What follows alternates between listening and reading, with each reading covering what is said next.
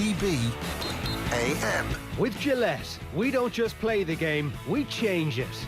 Gillette, made of what matters. Right, a very good morning to you. Welcome along this Monday morning to OTB AM. It's Ger and Nathan with you through all the way until 10 this morning. We'd love to hear how you're getting on. 087 9 180 180. Nathan, how are you? I'm all right, Ger. How are you? How's the homeschooling going? Whew. It was a stressful week last week, to put it mildly, Ger. But we'll wake up this morning all refreshed, and I'll stay on air with you as long as you want this morning, Ger. We're doing a 7-hour epic, and that's fine by me. If anybody wants to get in touch with any of your homeschool issues, then don't worry, you'll have shoulder to cry on. Is that what we're gonna go with? Okay. What about Manchester United's performance? All of a sudden, they become an unstoppable juggernaut. Is this our time to laud Ole Gunnar Solskjaer as the managerial genius that he surely is?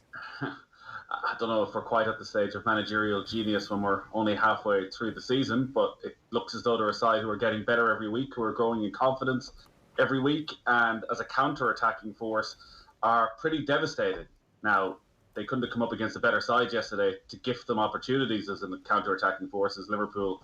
It was Harry Carey stuff, just committing more and more men forward. The two fullbacks who were being criticised on Thursday night for not being what they were and not being in the positions they were seemed to go all out this time around and were camped inside the opposition half. There was no cover for either of them, and United just exploited it again and again. But I thought both sides exposed the weaknesses in the opposition. I was very surprised to see Paul Pogba get man of the match. I thought United were struggling at times to keep hold of possession, particularly in midfield. There were mistakes at the back once again. But in terms of confidence, they're just at a different level to Liverpool right now. And as I've been saying over the last few weeks, the one big benefit and point for United that they can look towards the end of the season with real confidence is that it feels as though there's a lot more to come. There should be a lot more to come from the front three in particular. Mason Greenwood hasn't been playing. He hasn't been scoring goals. Marcus Rashford, albeit was given the freedom of Old Trafford, hasn't been playing well in weeks and weeks at all. Edinson Cavani, I know he's becoming a cult figure for Manchester United, and you can't question his movement and his game intelligence, the way he drew that foul off Fabinho. Still isn't coming up with as many goals, particularly in the league games, as United would want. And Anthony Martial, it being Anthony Martial, if the two or three of them can go on a run, well, what that adds to Bruno Fernandes and a returning Paul Pogba, suddenly you do have a team who can go right to the very end. Let's hear a little bit from Klopp and Solskjaer now. This is after a 3-2 win. If you don't know, Manchester United beat Liverpool 3-2 in the Cup yesterday. Here's what Klopp first and Solskjaer second had to say.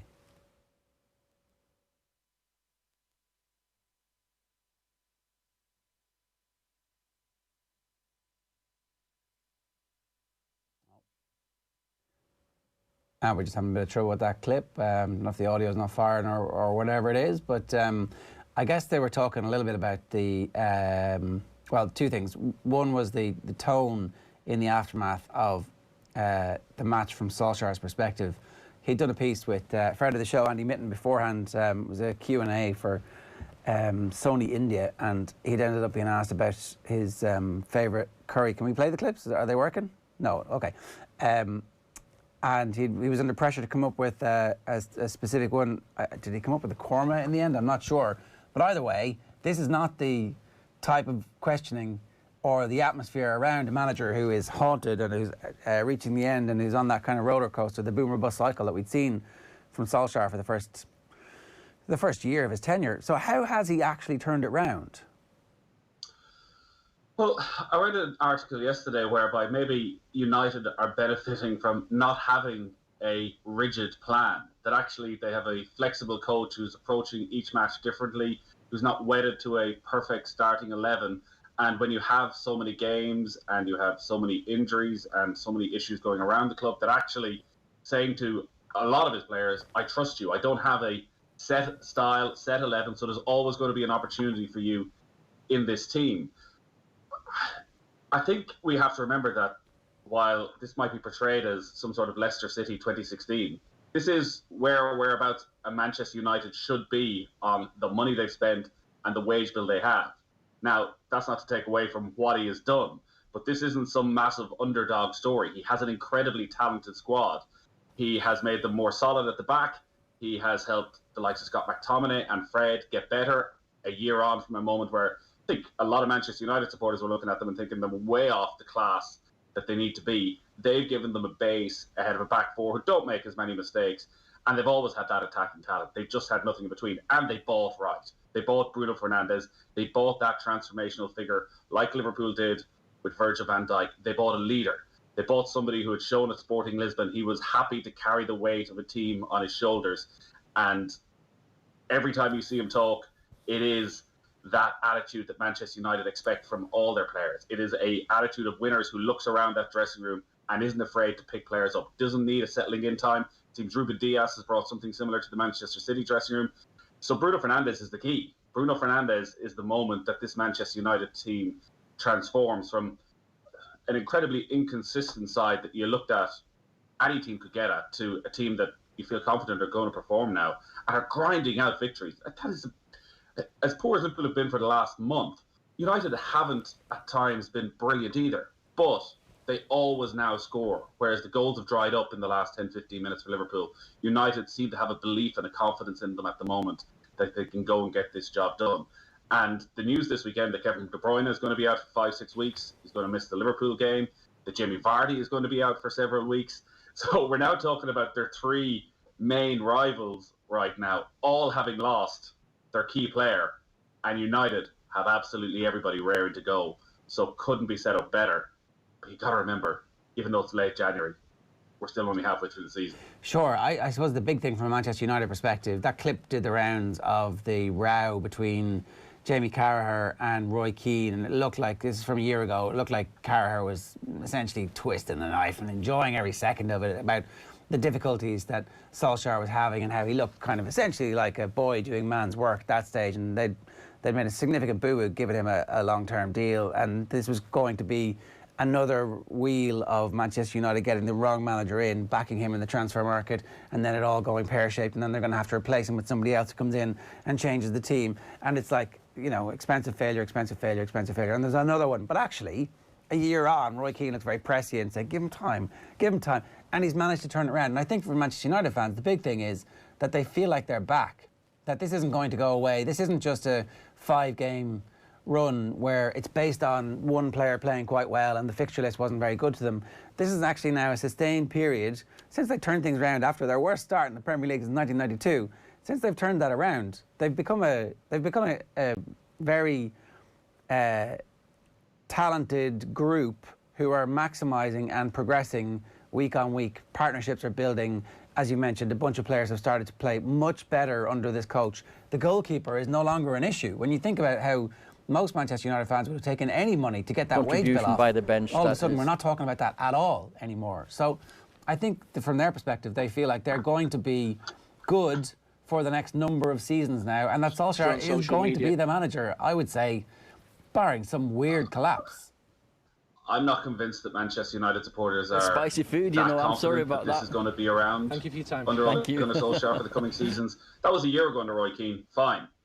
4 months ago, they were beaten 6-1 by Tottenham, and nobody would have believed then that Ole Gunnar Solskjaer would still be in charge. It's 5 weeks ago since they were knocked out of the Champions League. Complete calamity, absolute crisis. A couple of weeks ago, they get beaten by Manchester City in a cup semi-final. Again, flatness. This isn't the spark. This isn't what we expect from Manchester United. We're meant to be the biggest club in the world, and we're sitting back and we're letting Manchester City dominate us. So I think United fans right now are in a little bit of bonus territory, even themselves. They didn't expect this. They didn't expect this season under Ole Gunnar Solskjaer to find themselves at the top of the Premier League. But what happens now that expectations have risen if United don't see it through, if they don't win the league, if they end up dropping out of the top two even?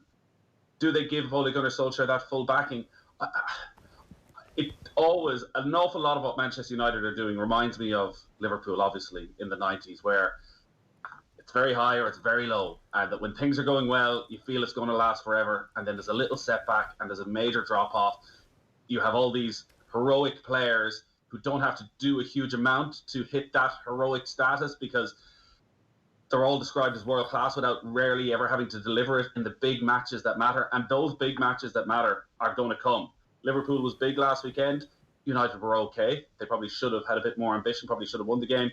But now that they are the team to beat, and they are now the team to beat with De Bruyne's injury, with Liverpool struggling, with Vardy out, it's going to be a different type of pressure that these United players are going to start to come under. We're in white suit era Liverpool. That's where Manchester United were when you had Pogba dancing in the dressing room. Now, though, there's a new sheriff in town and things are better. Is that or not? It could still this could still turn out to be Roy Evans. Is that what you're saying? Well, United are reflective of where football is right now, in that there's so many matches, it transforms day on day, week on week. So Marcus Rashford was brilliant yesterday. Absolutely so. Everything good about Marcus Rashford.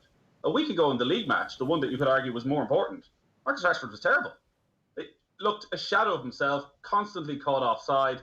You're wondering how he hasn't progressed to the player who's scoring 20 Premier League goals every season. Likewise, Pogba in recent days has been outstanding. He's the match winner at midweek against Fulham. Yesterday, he's the man of the match again. But last week against Liverpool, at times, he's being played in a different position. They're not quite sure in those big games where to play him. So, and that's not just a Manchester United issue, it's a Liverpool issue. If they bounce back and beat Tottenham on Thursday night, suddenly Liverpool are back and everything that's happened is forgotten. I think it's such a different and unusual season that very strong opinions are formed match on match, week on week, whereas we're only halfway through the season and a lot of these United players need to up their consistency. But again, that is what should excite us United fans, because we've seen from all those players at their peak just how good they are, and if they can get all of those attacking players clicking, you would have them as favourites for the title. 7:42 this morning. Here's what's coming up on the show over the next 2.5 hours, all the way up until 10 this morning. We're going to get to David Meyler next, bring you through the newspapers just after 8 o'clock. After that, we're talking about the future of Irish sports. Pat Daly from the GAA and Jason Sherlock are going to both join us as they talk about this is essentially off the back of a New Zealand initiative that has been signed up to by all the major sports in New Zealand, where they're attempting at this stage to try and increase participation levels and prevent dropout. One of the big things that happens is that kids find that there's too much pressure involved, and young adults and grown-ups find that there's too much pressure involved in playing competitive sport. And how do you actually just get people to play sport so that the numbers go up and it becomes enjoyable again? We'll come to that a little bit later on. If you want to get involved, 0879 180 180. Alan Quinlan is going to join us to talk about rugby a little bit later too.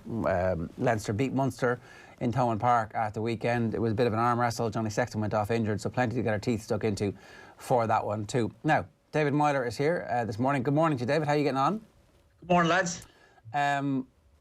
Let's start with Manchester United, right? Let's just, what's the truth about where Manchester United are at the moment, and how good a manager is Ole Gunnar Solskjaer? Well, as we all know, the table doesn't lie, and Manchester United top of the table. You know what I mean? They're in good form. Everything is going for them. They're playing really well. He's been able to rotate his squad, bring in, various different players at different times, and they've all, they performed. Like I just listened to Nathan there speaking about, the performance last week in the Premier League versus Liverpool. The thing for United was they didn't need to get beat. They played differently as in opposed to how they played yesterday, in the sense that they left Liverpool come onto them, and it was only, in the second half they kicked into gear to try and win the game, when they probably should have gone on and won the game. Like as opposed to yesterday, you looked, there was a lot more free flow in it. The game was more open. Both teams kind of went at one another more. And United inevitably came out the top. And if you think about it, yes, Bruno hasn't hit the heights in the last 2-3 games that he's been hitting for the last 12 months, but certainly when he came on, he made a difference. At the moment, they're the team who are top of the table. Everybody's coming for them. As you touched on there, Liverpool are going through a bad form. De Bruyne is out for Man City when they've looked like they've really kicked into gear. But certainly, United are the team at the top, and they're the one that everyone are coming after. And, you've got to give credit to Ole Gunnar Solskjaer, because, there's been times when it's been really awful. A lot of United fans have called for his head, but then he's managed to dig results out. And whatever he's done recently, he's found a winning mentality in that squad, and they always seem to get results. Like they showed some stats yesterday that whenever they're behind, how many points or how many times they've come from behind to actually go on and win games and pick up points. Yes, I know it's the FA Cup, but he's installed that winning mentality that they're able to find ways. And look, they look good value. The question is now, with the way Liverpool are playing, certainly with Man City missing De Bruyne, I know they've still got a bunch of world-class players. It's how can they deal with that pressure of being the team at the top. That's going to be the big case. And, you know, they've got some really important games. I turned to my pals and I was saying I still didn't feel last week going into the league game against Liverpool that they were going, you know, it looked like title contenders. I always felt it was kind of Man City's to lose and Liverpool were going to go after them. But if they certainly kick on now and get another few results, then you have to really regard them as, you know, the ones that are, you know, in the driving seat to win in the Premier League. I think for me, watching the biggest thing that he has managed to do is not lose the dressing room at any point. Whenever there was a crisis, whenever it looked like he was one more defeat away from being sacked, the team would rally and then go on a run. And at that point you make about them conceding early or being behind at half-time and winning games, like it can't be a fluke, can it? No, it can't. No, it can't. That's coming from whatever they're doing on the training pitch, whatever's been said in the change room, that's coming from inside. You know, and I think the biggest compliment you could pay him is what he's done with Paul Pogba is unbelievable. Like, you know, a couple of months ago, that lad had come out and he expressed his, you know, he wanted to go play with Real Madrid, and then his agent, of course, look, we all know what his agent is like. He's always out touting different things. But the form Paul Pogba has been incredible. You know, we're really seeing how good of a player he is, because we all know it. He has it all in his locker. I've spoken about it many times, you know, from the times I played against him, his passing. You know, I think the biggest question had been his discipline. And it was quite interesting to see, you know, once United had gone 3-2 up, you know, and there was kind of a bit of pressure on, then obviously he makes changes and then he pushes Pogba out wide right. It's kind of like he doesn't ultimately trust him as the deep line, but there's no doubt in his ability. And he's been, like as Nathan said there, you know, the performance against Fulham, and then obviously man of the match performance yesterday. Like that's the biggest thing. He's just found a way, whatever he's doing on the training pitch or what he's saying in the change room, they're all buying into it. Like the only one who could probably be aggrieved in that team is probably Donny van de Beek, thinking, well, why did you sign me? But the rest of them are getting minutes, they're getting game time, and they're, you know, he's been able to rotate the squad a lot. Can we read too much into Pogba's positioning and performance in certain games when there's not a lot of teams like Liverpool or Manchester City, and actually the vast majority of teams in the Premier League, they can play him in the central midfield. So, okay, against City, maybe you don't trust them in front of that back four. But actually, we'll spend an awful lot of time analysing Paul Pogba on the basis of 2 or 3 games, whereas for 3/4 of that Premier League, he's just fine in that role. No, definitely. I think it's probably the bigger teams, as you said there, when you're really locking horns against like your Manchester Cities, your Liverpools, in the sense that you have to be disciplined and you have to be, you know, tactically spot on. I think with Pogba in that position, there's probably a touch of arrogance in the sense that he's like, well, I'm Paul Pogba, you can worry about me. In the sense, like, rather than, you know, being the team player and doing that, you know, what McTominay and Fred will do, of the sense that they'll do the, you know, the tireless running to try and get Bruno on the ball. They understand that Bruno isn't always going to track back because he's the one that's key to unlocking defences for them. In the sense, Pogba probably thinks like, do you know what, I'm not going to worry so much about De Bruyne. He'd probably say, you know, you need to worry about me because I'm well able, or I'm well capable of doing what you can do. But yeah, look, you do read a bit too much into it, but certainly the signs are there, because anytime United have played a big important game, Pogba doesn't start as one of the holding midfielders. It's usually, you know, Fred, McTominay or Ollie's go-to men. Would you sell Pogba in the summer now that his form is back like this, and, you know, long term, cash that chip in and move on? No. If I were the United manager or United, you know, fan, I wouldn't want to get rid of him. No, certainly, as you said there, the form he's in. Look, he obviously, his contract was renegotiated in the sense that they activated his year extension, so he's there for another year. I felt at the time I came on here that was just a play that they could afford to sell him, that he still has value to them, because of course, look, if he's out of contract, we've seen what happens with players. Then they'd probably try to move him on. I think that if I were United, I'd want to keep him, certainly with the form he's in. But at the same time, that needs to probably be a conversation between the manager and the player, and say, like, do you see yourself staying here for the next, you know, 4 or 5 seasons, and going on to try and push, you know, to win Premier League titles, try and get United back to winning the Champions League? That's kind of it's got to be driven from the player. And if there was a case, you know, that he wasn't 100% committed, then of course, look, you try to move him on. Certainly with the way he's playing, the form he's in, Like they paid, what was it, 80 million for him. So they'd be well able to pull back 50, 60 million from him at the moment. Yeah, part of me feels like that's the time to cash in. Were you surprised Liverpool went with such a strong team yesterday? No. Look, of course, Liverpool haven't been, they've dropped 11 points. It's not been great. Obviously, going into the game, it's still Manchester United. Yes, it's the FA Cup. And you think about it, Jurgen Klopp has never really done well in the FA Cup. It's always kind of the fourth round, fifth round that they get knocked out. So I kind of felt that he was thinking maybe United might rest, but he was always going, full whack. Like, of course, look, Mane was the only one who missed out. But I wasn't surprised because, look, Salah got 2 goals, Firmino gets 2 assists, because he's probably looking, if there's any positives to take from the game, it's probably that Salah's back scoring, we score goals. They were probably the positives he'd take from it, but of course he'll be frustrated that they've not kicked on again in the FA Cup.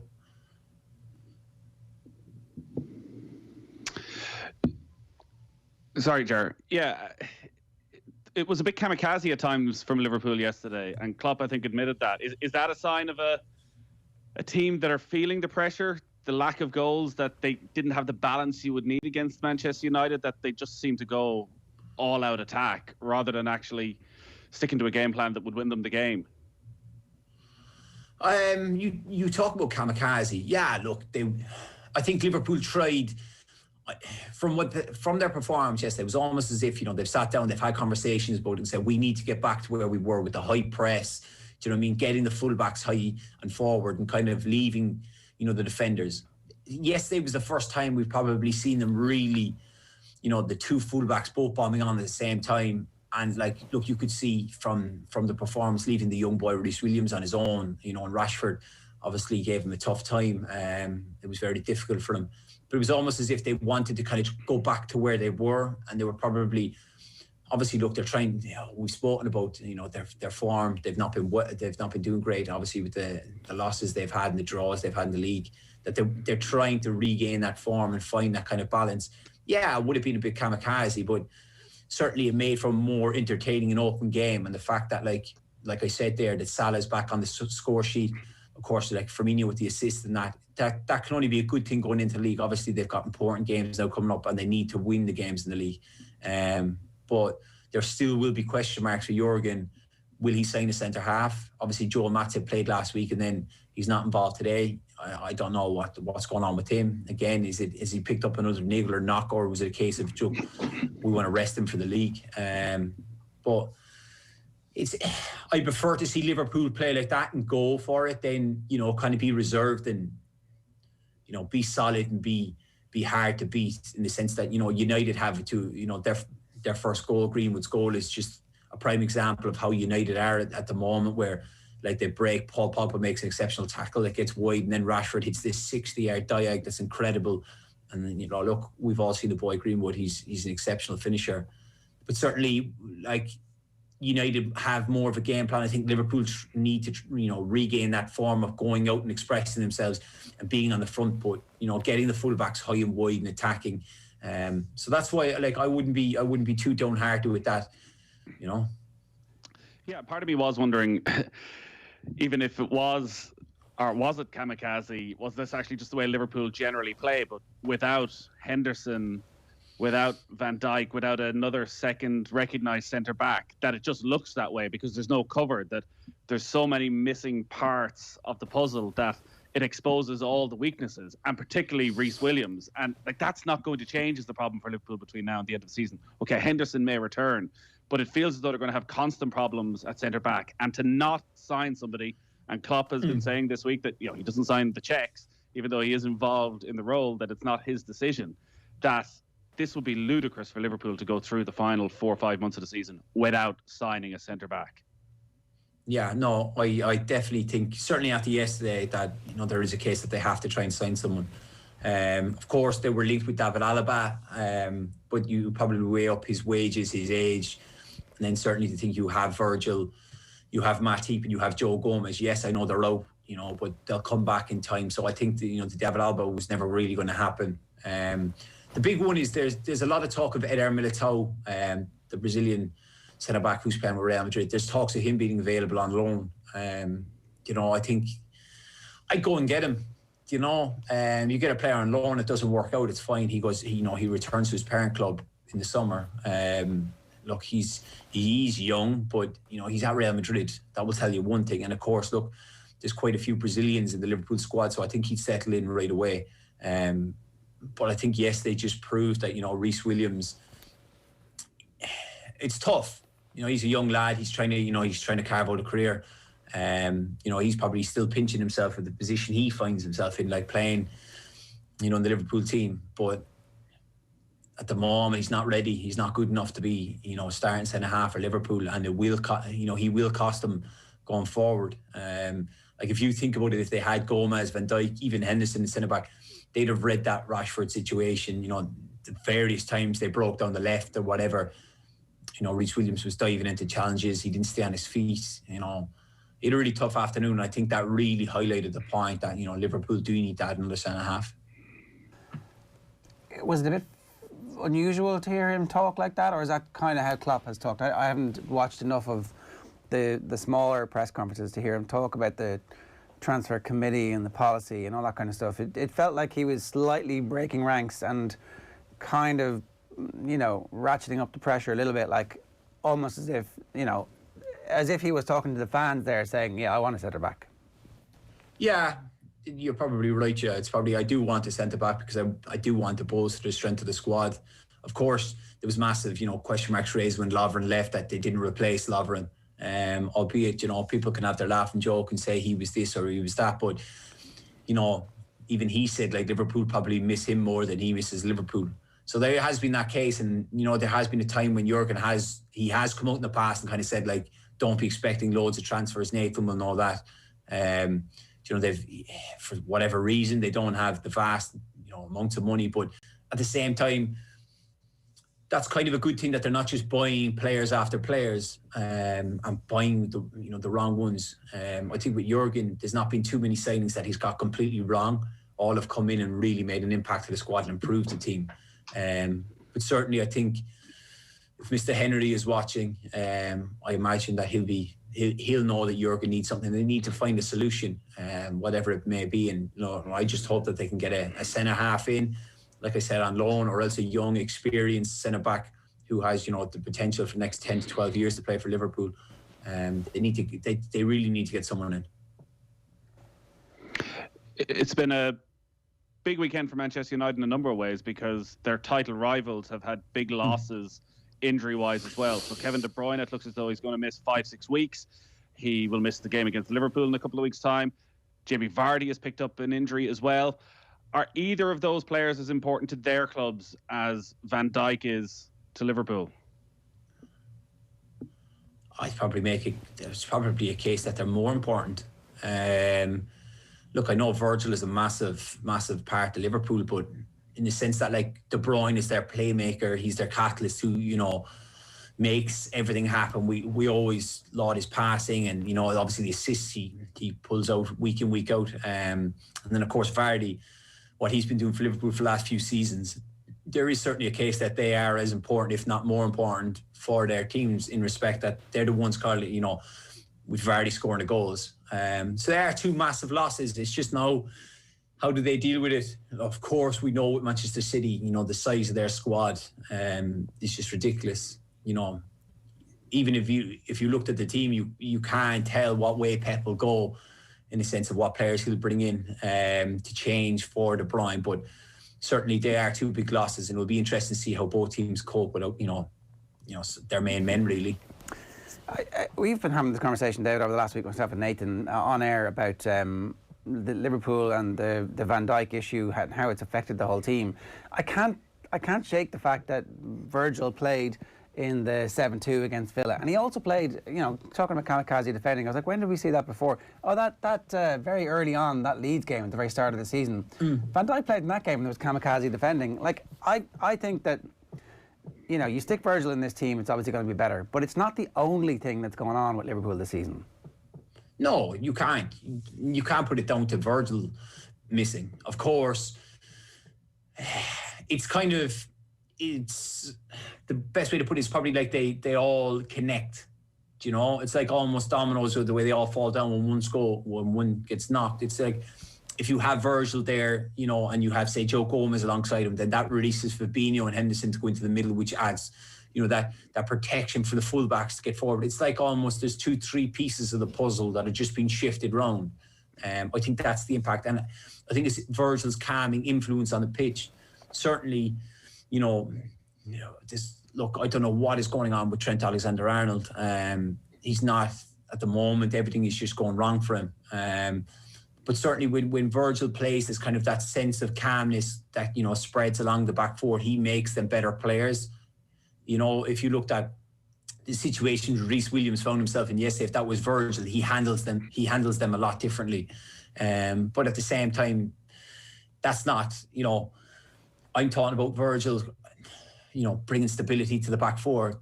It's the front three aren't performing. Of course, look, Salah got his goals yesterday, but at the same time, they've not been good enough in the Premier League, you know, with their creativity, their movement. You know, they've not been able to, you know, break teams down. They've not been able to get, you know, shots off. And certainly you can't be saying that it's all Virgil. I think it's a kind of a complication of all of it that has come to unfold for Liverpool. All right, Liverpool. Go on. Sorry, I was just going to ask very quickly on Trent Alexander-Arnold and that massive loss of form, which again you even saw right at the end of the game where Liverpool are trying for one last attack and his control lets him down. Simple things that weren't happening to him this time last year.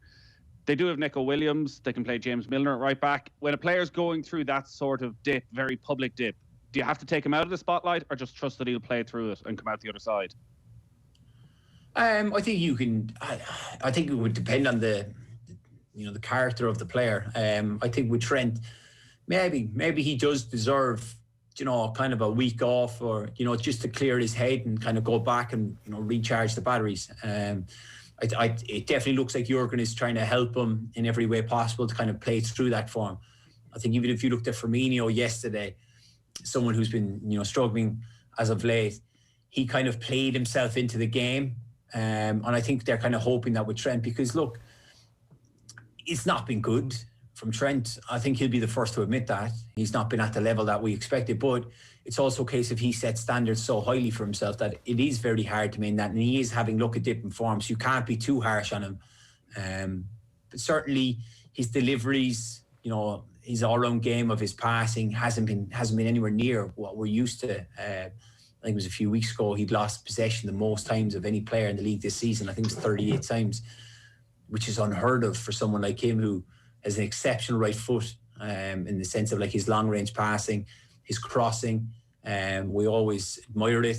Yes, there has been certain question marks raised over his defensive work, but I think obviously they've got an important game coming up versus Spurs and that, and you kind of think like, well, you probably need him. But it might be worth something looking at, just to give him, you know, finding a way to give him a break, to clear his head, to kind of recharge the batteries and go again.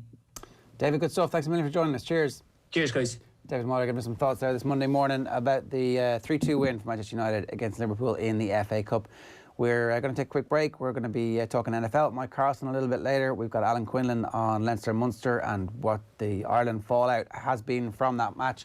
But we're going to be talking about what initiatives we need to take in our sport to make sure that people don't continue to drop out at the rates that they've been dropping out. Stay tuned. OTB AM. This is OTB Sports Radio. Off the ball. Who's your number 9 for the Six Nations? John Cooney. For me, he's the one who can provide the most all-round approach to rugby that I think we require in order to change our overall tempo of attack. Do I think Murray is capable of it? I'm not sure anymore. Off the ball. Weeknights from 7 and weekends from 1. This is OTB Sports Radio, live 24/7 on the OTB Sports app. Check out the Boyle Sports app today for details on which football match is getting the no-lose treatment this week. Plus, browse through dozens of new player markets, all powered by Opta. Shots on target, left foot, right foot, headed goals, assists and more. See the Boyle Sports app for full T's and C's. Boyle Sports. This is betting. Gamble responsibly. See gamblingcare.ie 18+. OTB Sports in your pocket. Listen to OTB Sports Radio 24/7. Until that habit is broken, do you not realise how crazy those things were? Watch your favourite OTB videos. The benefit of being suspended means Scoresy were out every night, a couple of nights before the game. Read all the latest sports news and opinions, all in one place. The OTB Sports app. Listen, watch, read. Wherever you are, we're always with you. The OTB Sports app, available to download now from your app store. OTB AM. With Gillette, we don't just play the game, we change it. Gillette, made of what matters. Right, you're very welcome back this morning to OTB AM. It's Ger and Nathan with you all the way through until 10. We'd love to hear from you. 0879 180 180 is the number, or we're also on Instagram. You can leave a comment on the YouTube channel for you as well. A quick look at the headlines, and funnily enough, it's all about Bruno Fernandes, Manchester United. Manchester United knocked Liverpool out of the cup. It's the lead on OTBsports.com. Richard Keys and Sky Sports exit. If it was a setup, it was a setup. Of course it was. I mean, 10 years on, this piece from The Athletic is worth digging out if you can. Klopp points to positives in performances following a cup loss to United. And Zach Moradi, the Iraq-born Leitrim hurler, with the most incredible life story. I think, was he on Tommy Tiernan at the weekend? So a lot of interest in that piece as well. All the headlines on the back pages are essentially the same. Bruno Stars is the star headline. Here we go is the Sun, and it's Bruno with his knee slide celebration. And Mad Fair It. Fernandes, did you get it? That's it. There's also a lot of pictures of Conor McGregor after his defeat at the weekend. Reds exposed. Pressure all on Klopp after Cup exit to United. Is there pressure? Is he going to make our pressure rankings today, do you think? Well, it is a full 7 months since he lifted that league title, Ger. You know, yesterday's news. It's the worst case scenario really for Liverpool fans, that they're in lockdown, can't celebrate properly, and then by the time they come out of lockdown, Manchester United are the title champions, the champions of England again. The vaccine rolls in just in time. We're just opening up society as Manchester United win and can have an open top parade. Yeah. How would that go down with the Liverpool fans? Well, listen, it's a different world. They have number 19, and I think we're a long way from that open top parade for Manchester United just yet, Ger.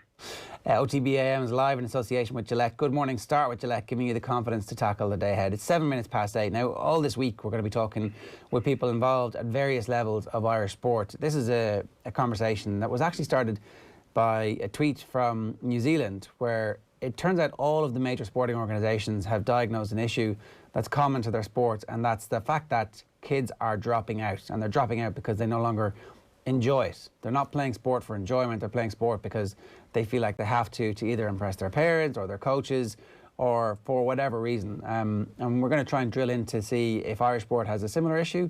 You would expect that we probably do, given that humans are humans the whole way around. But what are we going to do this week, Nathan, and what can people expect?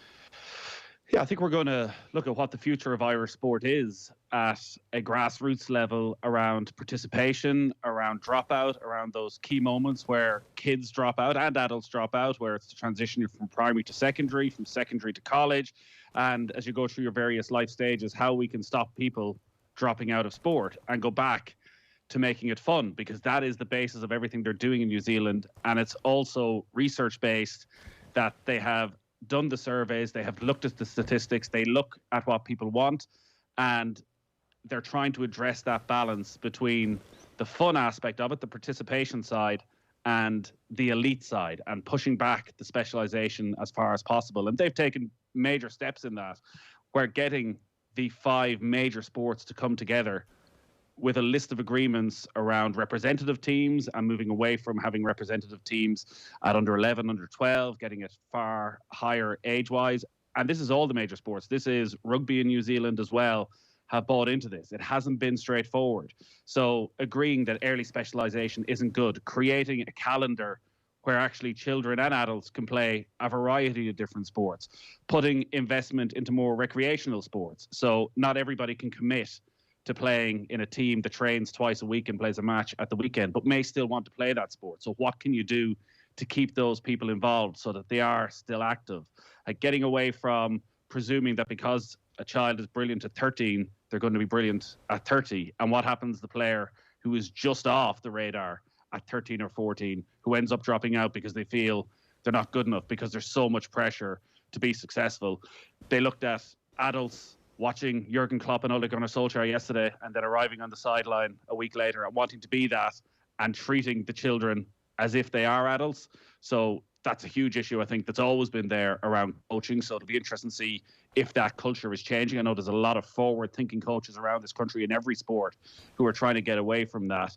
And looking at issues like burnout, and if you are to have players playing a number of sports, and we are in a position in this country where we have a lot of successful sports across Gaelic games, soccer and rugby, where kids are involved in the main sports, but then a lot of small sports as well, how they're given the opportunity to go and have the time to play in all of those. So I think there's a lot in it. As I said, there's a lot of people who have thought deeply about this, and getting that balance then as to how we still create the elite athletes, how we still create those who can go on in time to come to Olympic Games, giving them what they need, the resources they need, but figuring out when they need to start getting those, that it doesn't have a detrimental effect on a huge swathe of society. Yeah, so it's a long-form conversation. We're going to be having it all week, and I'm delighted to kick it off this morning with Jason Sherlock and Pat Daly. Gents, you're both very welcome to the show. Thanks a million for joining us.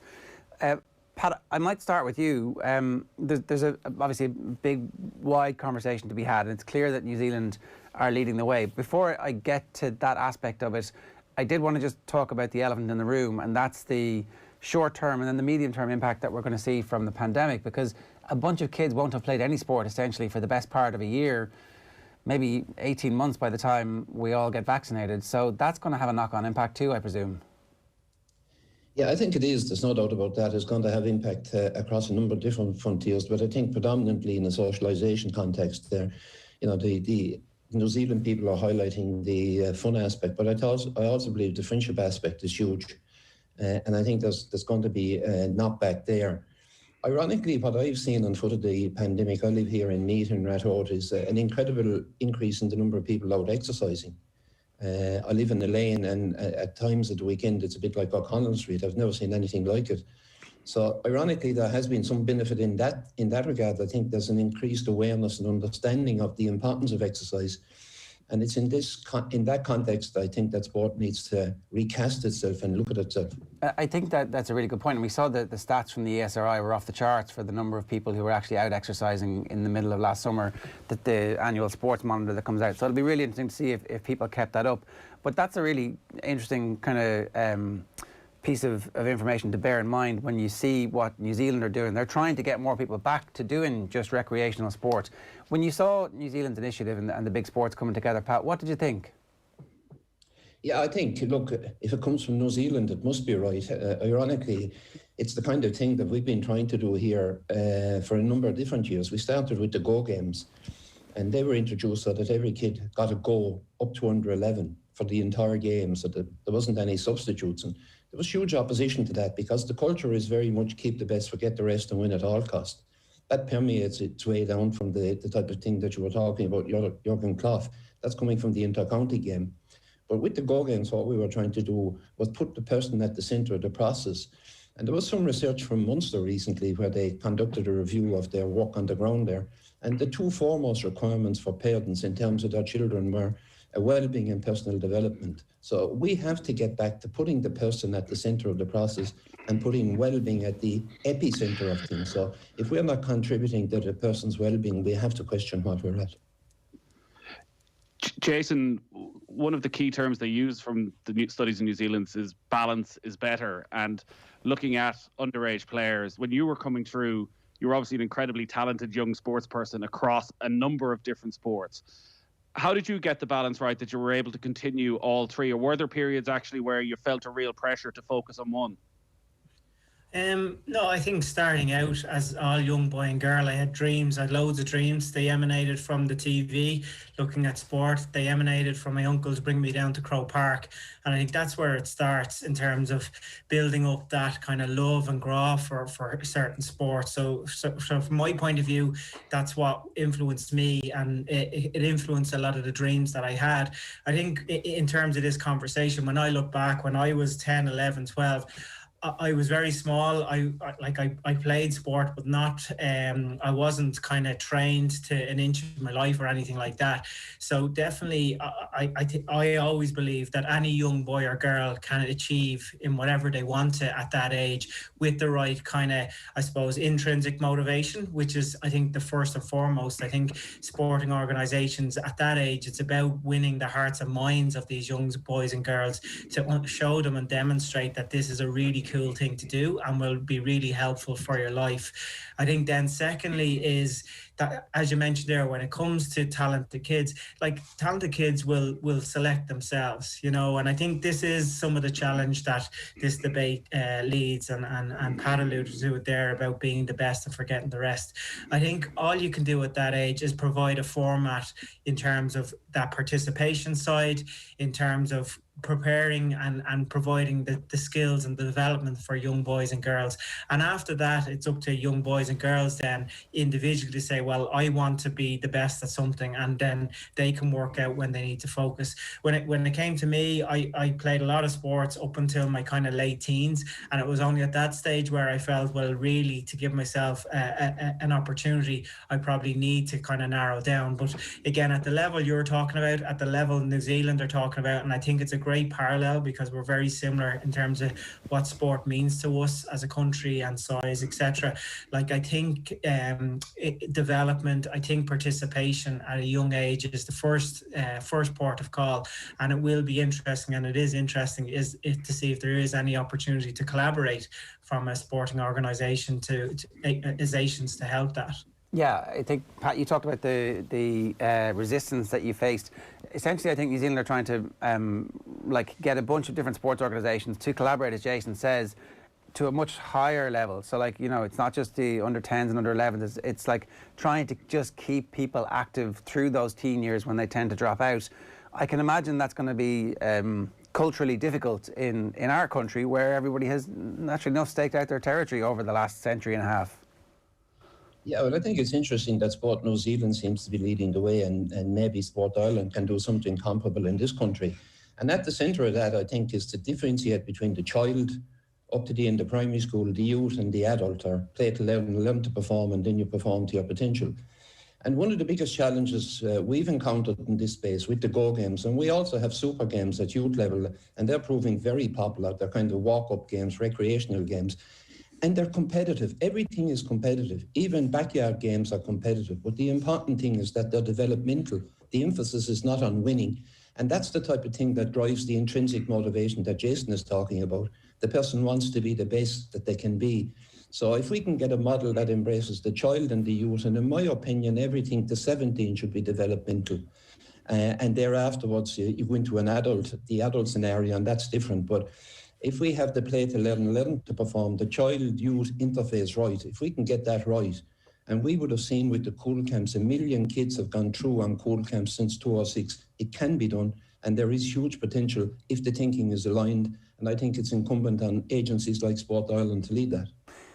In terms of the benefit of Go games, what have you seen? The benefits have been incredible, really, because every kid gets to participate for the entire game.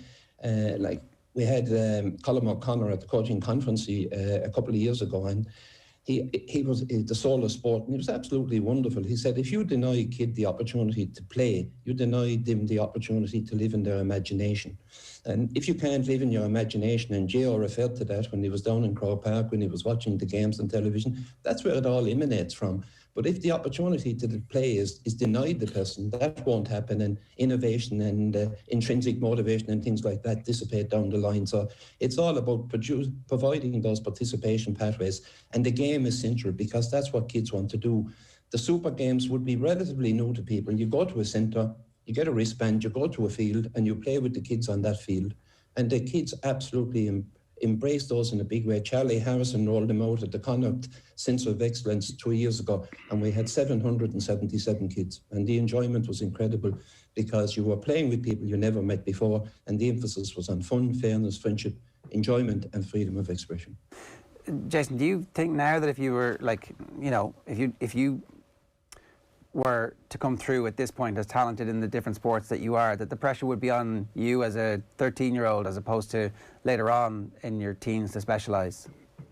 Yeah, and I think I can only fall on my own experience, and I definitely think as a sports person, I definitely benefited from playing a number of different sports. I look at the way I played, the way I thought of the game. I think potentially if I'd have gone down the route of one sport, I certainly wouldn't have been the player in any of the sports I would have focused on, because I picked up so many other things and tools and attributes from other sports. And I think that potentially could be the challenge now, that we're looking at more and more to identify this talent and kind of pick these people that are conveyor belt for the future. And that is a worrying prospect, because they are the top elite % of our participation areas. And I think context is really important. I think no matter what sport, what club, what organisation you are, it's understanding what does success look like. And the reality is, if you have 20, 30 young boys or girls, it's a very low percentage that are going to go to the top of the game. But there's so many other values they can provide your team, your organisation. And for me, like if success can be more of that delayed, looking at a longer term success pipeline, where if you had those young boys and girls as members of your club in 10 years time, or taking a team in 15 years time, that to me should be where the success starts. Not can we pick the best player. And I think if you start at that level, as I said, the players with the talent and the potential, they will come to the top. And all sporting organisations now have that pipeline to deal with talent. They're called development squads. Some of them call them academies. So those young boys and girls will have a pipeline. Again, I think that the worry and the great work Pat has done through the GA is the more broader participation area. And I think that's, listening to what's going on in New Zealand, that's the area that they're challenging. And I think it's no harm for ourselves to look at that as well. The latest research in New Zealand, we do keep going back to New Zealand, but they've had a very different COVID experience to us in Ireland, Pat, but they have looked at the 3-4 month gap of no sport, and there's been an increase in children, an increase in adults, but in the teenage years they found a big drop off even over the space of the COVID break. In terms of making sure that that doesn't happen here and that players stay involved, how big a commitment should players be expecting to make when in those teenage years to say, for example, a GAA club? If you want to be in, do you have to expect to have to train twice a week and play at the weekend, or are we expecting too much from teenagers? Yeah, look, I think there's probably a number of different angles to this. Young people today, because of examination systems, which haven't moved with the times either, are subjected to increased pressures to perform well in exams and point races and all that kind of thing. But I believe it's all about providing them opportunities to play games. You can have the super games, as I say, where they're guaranteed to get a game every week, and they know they're going to get a game. That's not always the case. The dropout begins to happen at 13, 14, 15, 16, and that's where the big numbers begin to emerge from there on to 20. So I think what needs to be done is you provide participation pathways for the children, or for the participants, and we just get away with this preoccupation from winning. And a lot of it comes down to coaching as well, and poor coaching practice. That's what the research tells us, where the competition of the coach is at the centre of the practice, when the person should be at the centre of the practice and the development of the person, as J.O. said, and that will reward them and stand them in good state in life. And in my opinion, within education and within coaching, we should be talking about energies, vitalities, character building behaviours and capacities as much as anything else, because we're in the business of developing people. It's like a big, broad cultural shift, I think, for all sports, Pat, isn't it? That we in the media have built up the obsession with the managers all the way back to Shankly and Miko, and whatever sport you want, there's always these iconic managers, and everybody comes along and thinks, right, we must ape that, from the school team to the underage team in all sports. And the cultural shift is a big one. That's what's happening. The culture is permeating its way down from what they see, and that's understandable. But at the end of the day, I think it's incumbent on people in education to ensure that coaches have a good understanding of what they're doing, and they're trying to develop a person. Last week, we lost one of the great coaches of my time, Eamon Ryan. He was a wonderful tutor, teacher, mentor, manager, And basically, Eamon was full of what I would call AI, authenticity and integrity. And he wanted to get the best out of you, and you wanted to get the best out of yourself for Eamon. Now, if we could inculcate that across the coaching spectrum, I think we get the type of transformative change we're looking for. Jason, listening to anybody talk about Jim Gavin, that seems like it was at the centre of him getting great performances out of individuals as well. And I wonder, like, your experience as somebody who grew up with basketball coaching and a bit of football coaching, soccer coaching, like, is that something that you've drawn on? The ability to kind of see that there isn't just one single way of doing business when it comes to being a GAA coach, for example? Yeah, I think Jim's context as a Dublin senior inter-county manager, and this is part of the challenge that Pat's alluding to there, that's not necessarily a good copy and paste for a young aspiring coach out there with an under 14 team. And I think I've no doubt Jim is a totally different coach when he's with his son Jude and Ballyboden at the under 12s. So again, going back to that context, and there's this big, I've heard this about, oh, we need better coaches, we need this to improve our players, we need better coaches. When I look back, it wasn't great coaches that influenced me. It was great people. And I think if you listened there about Eamon Ryan, you had Jerry Kiernan in an athletics context recently. The first thing people talk about them is as people and the influence that they had. And I think you look into our sporting organisations, particularly GA clubs, there is loads of great people that are willing to give support to the younger boys and girls to help them along the way. And I think that's the starting point. It doesn't need to be having the best drills or the best coaching or going unbeaten for a season.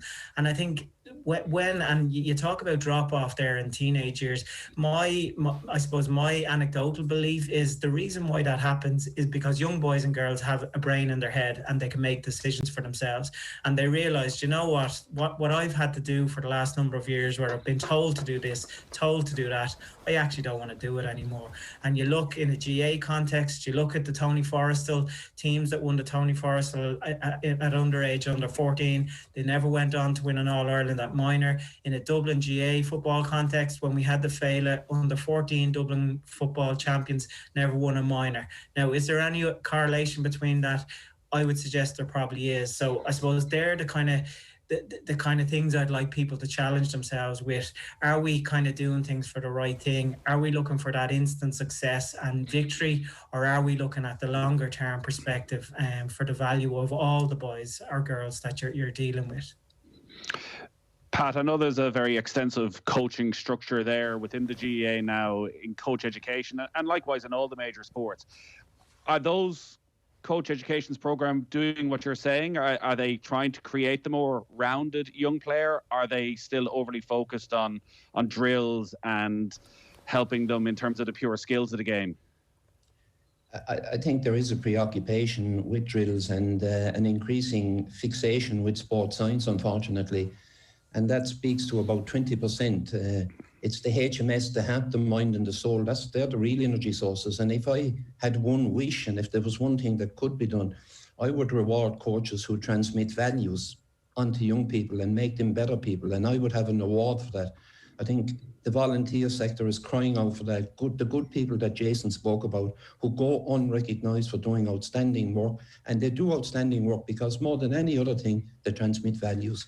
And I think that's what we're chasing down here, and that's what we need to be clear about. And we need to recognise the outstanding volunteers who are transmitting those values.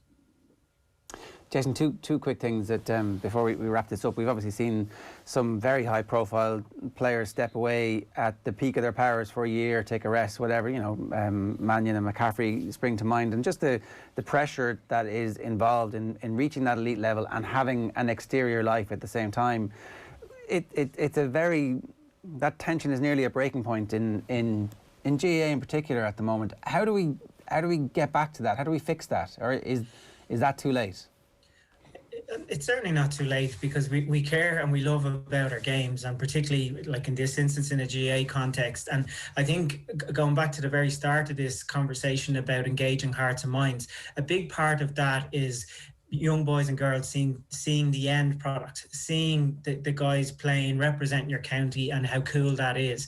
And I would be worried in the sense of, are each young boy and girl dreaming to play with their county in years to come? Because as we've seen, there's been challenges in terms of the championship and in terms of results. So it's important that we ensure that it is a privilege and a great thing to play for your county at senior level. How we do that, it is a challenge. And again, the one word I always use when it comes to this is sustainable. How can this be sustainable for any county, that they can look ahead to their year ahead with possibility, with hope, with the opportunity, and see satisfaction in kind of giving their all and getting something in return.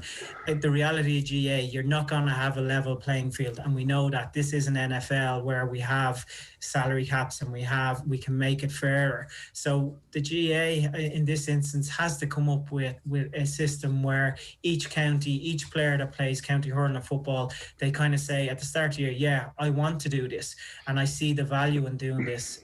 Probably we have struggled with that over the last couple of years, and it's certainly a conversation that we need to have. Senior into county is a choice. It is an absolute choice, because it is a dedication to something, and it's a very high commitment.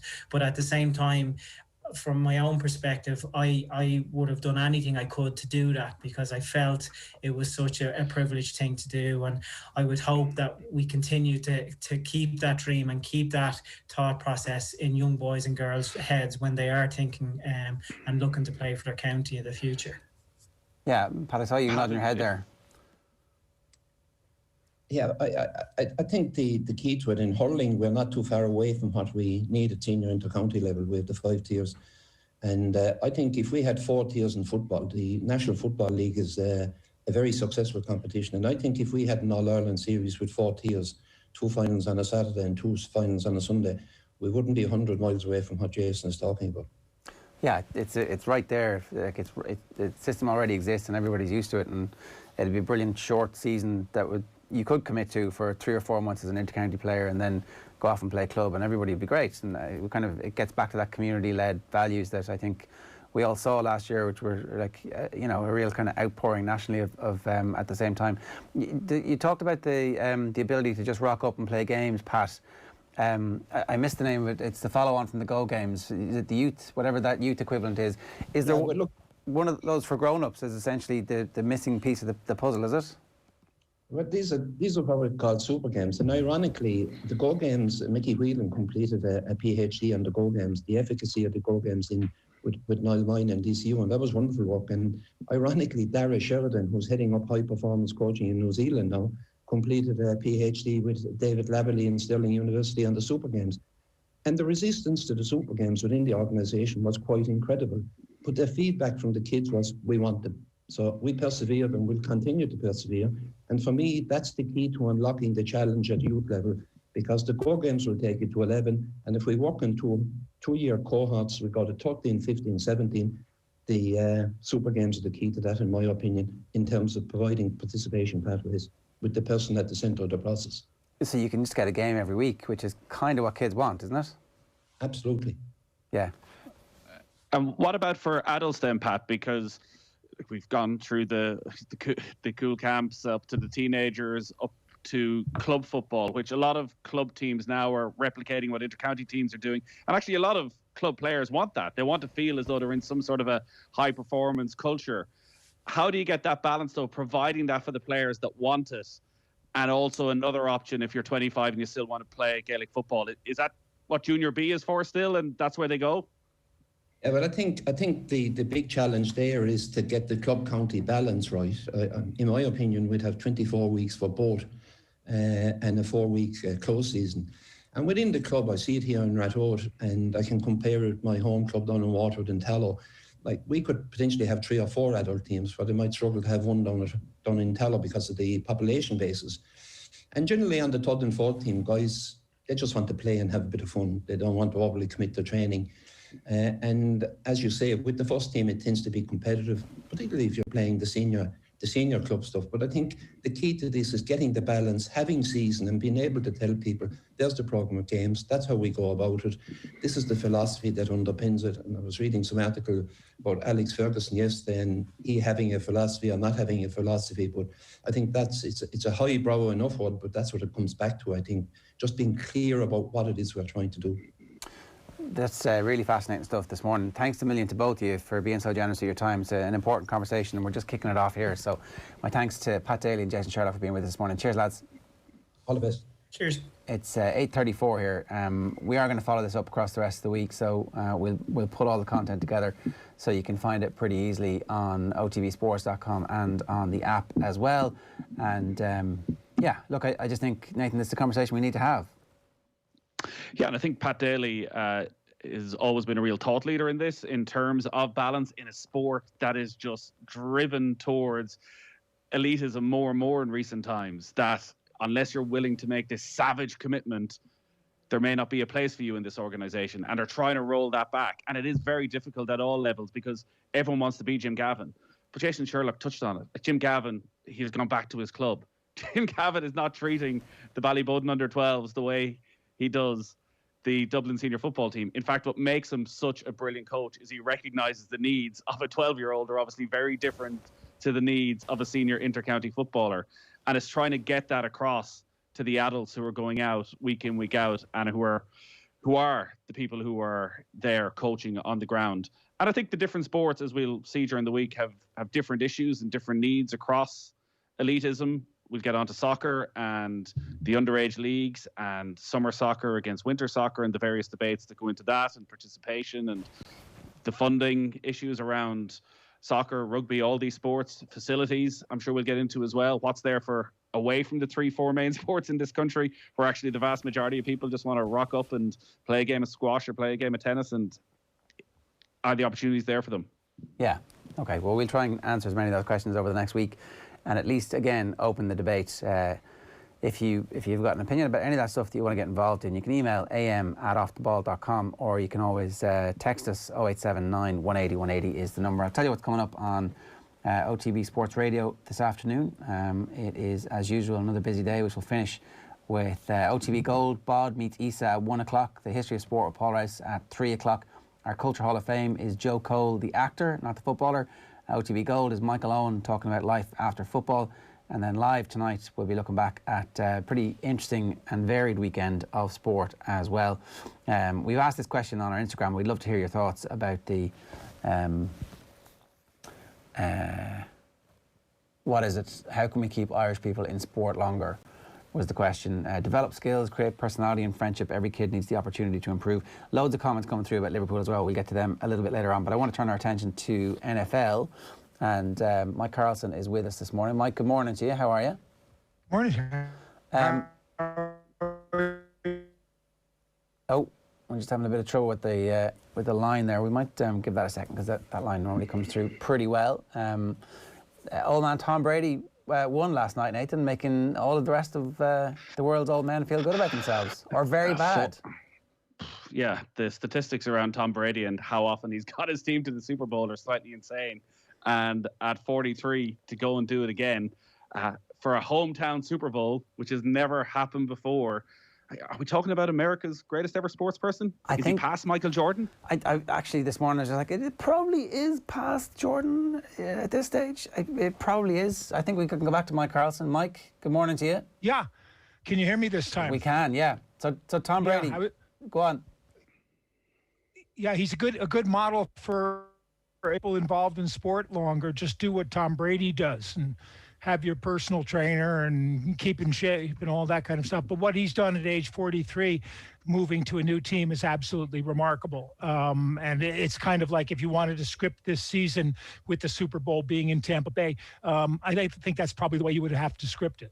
So for people who are waking up wondering what happened, they beat Aaron Rodgers and the Green Bay Packers in a game which didn't get close until close to the end, and then a few mistakes from the Green Bay Packers coaches, where they picked some bad options, meant that it never quite coalesced into a classic, and that Tom Brady kind of won the game in the first quarter, first half in particular. Yeah, you're absolutely right. It was for him. It was a game of two halves, and in the second half, he tended to be overthrowing balls for some reason. He was putting them high consistently, but they went out to an early lead, and it was a very convincing lead.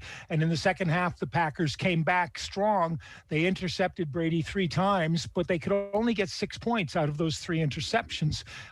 Twice Rodgers was down in first and goal, and they came away with a field goal the first time and the second time at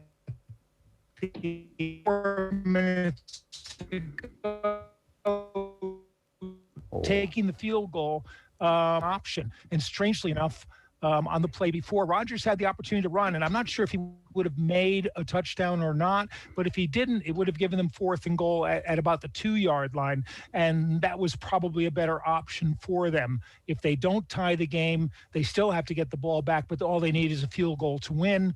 The way it worked out, by taking the field goal, they gave good field position to Tom Brady and the Bucs did the requisite thing and made a first down and killed off the game.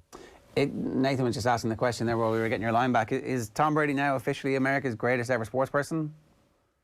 No, I don't think so. That would be a really hard one. I suppose if you were going back, your greatest American sports person in terms of achievement on the field, and that kind of takes Jackie Robinson out of the equation, would be Jim Thorpe first, and then going to Babe Ruth, then moving forward probably to Muhammad Ali, and then Michael Jordan. It's harder in football to do that because you are one of a massive team. And I mean, I've had Brady as the greatest quarterback of all time, and back and forth with Otto Graham from the old Cleveland Browns most of the time.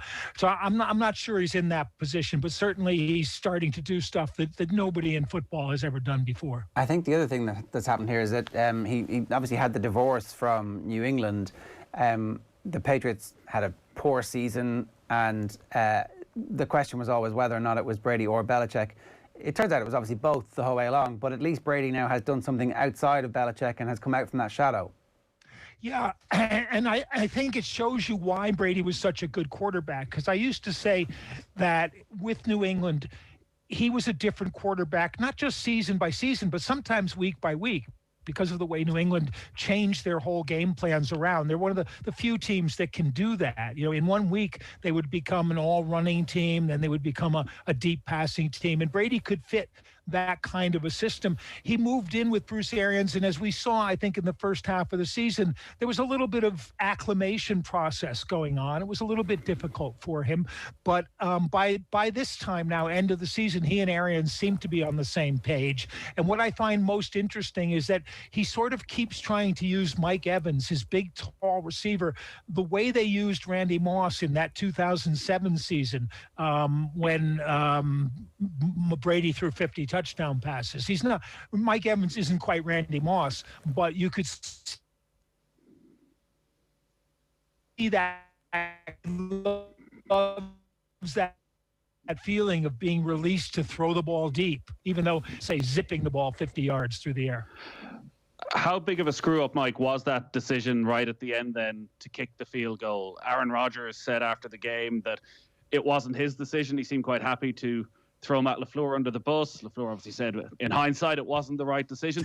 Should Rodgers, with all his experience, maybe on the field, could he not have tried to put across that actually the best thing to do here is just keep the ball in my hand?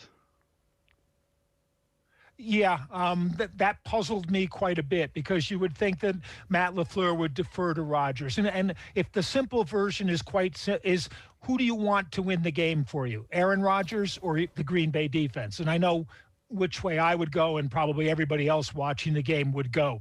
But when you work it out, if they score the touchdown and don't make the 2-point conversion, then they still need to get the ball back and kick a field goal.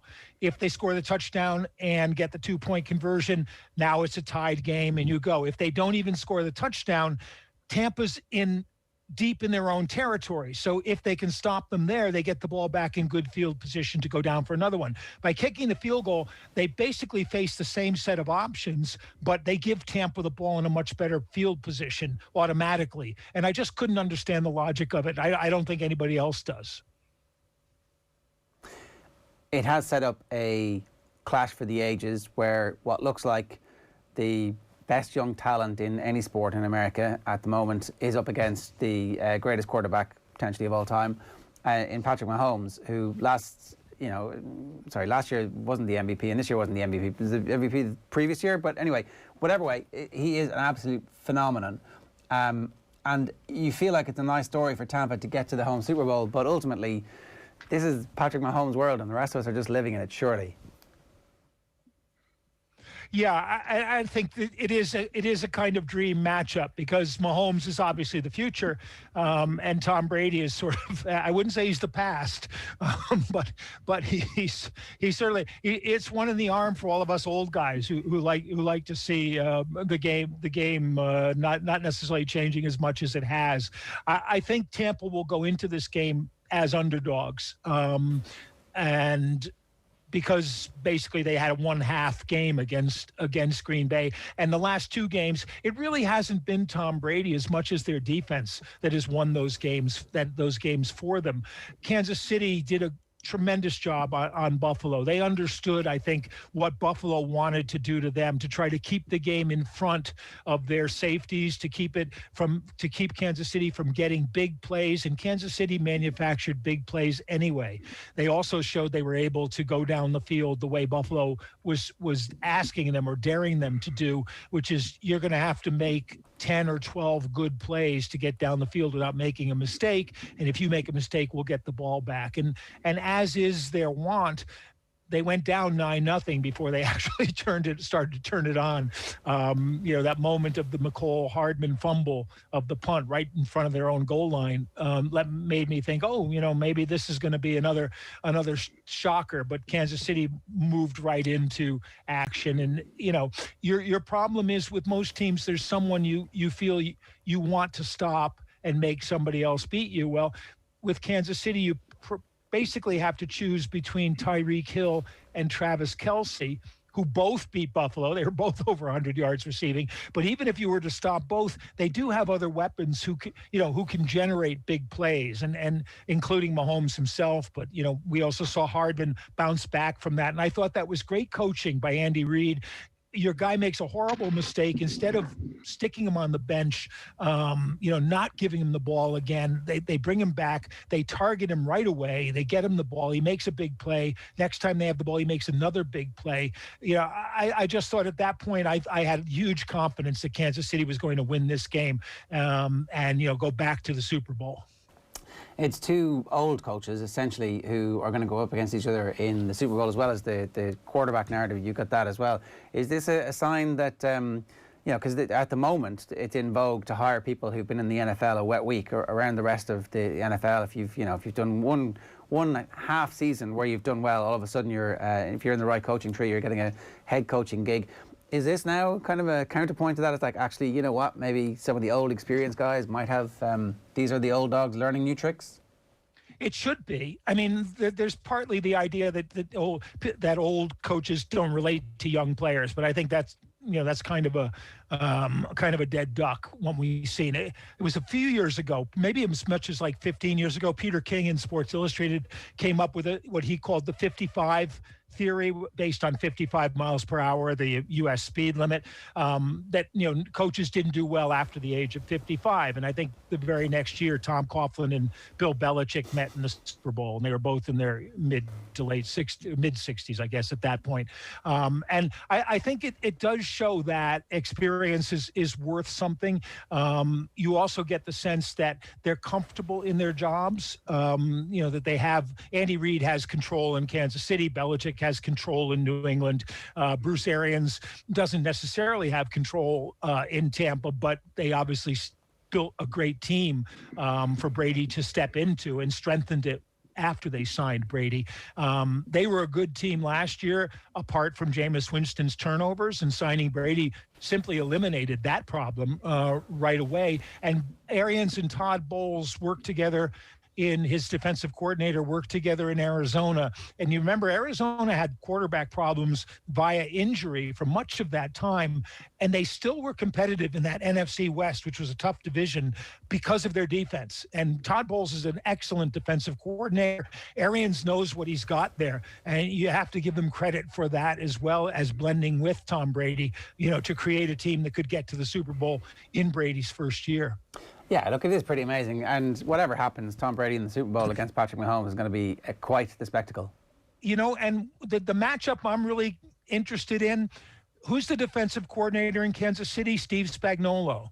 When the Patriots were undefeated and went to the Super Bowl in 2007, who came up with the strategy that defeated the Patriots in Super Bowl 2007?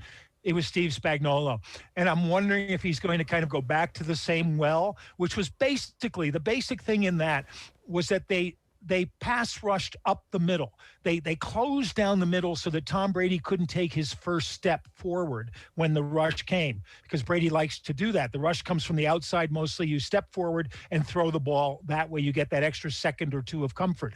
He took that away from him. And I'm wondering if it's going to be something as simple as that, as trying to maintain pressure up the middle. And one of the great things about Brady's season is that for the most part, his offensive line has played very well protecting him.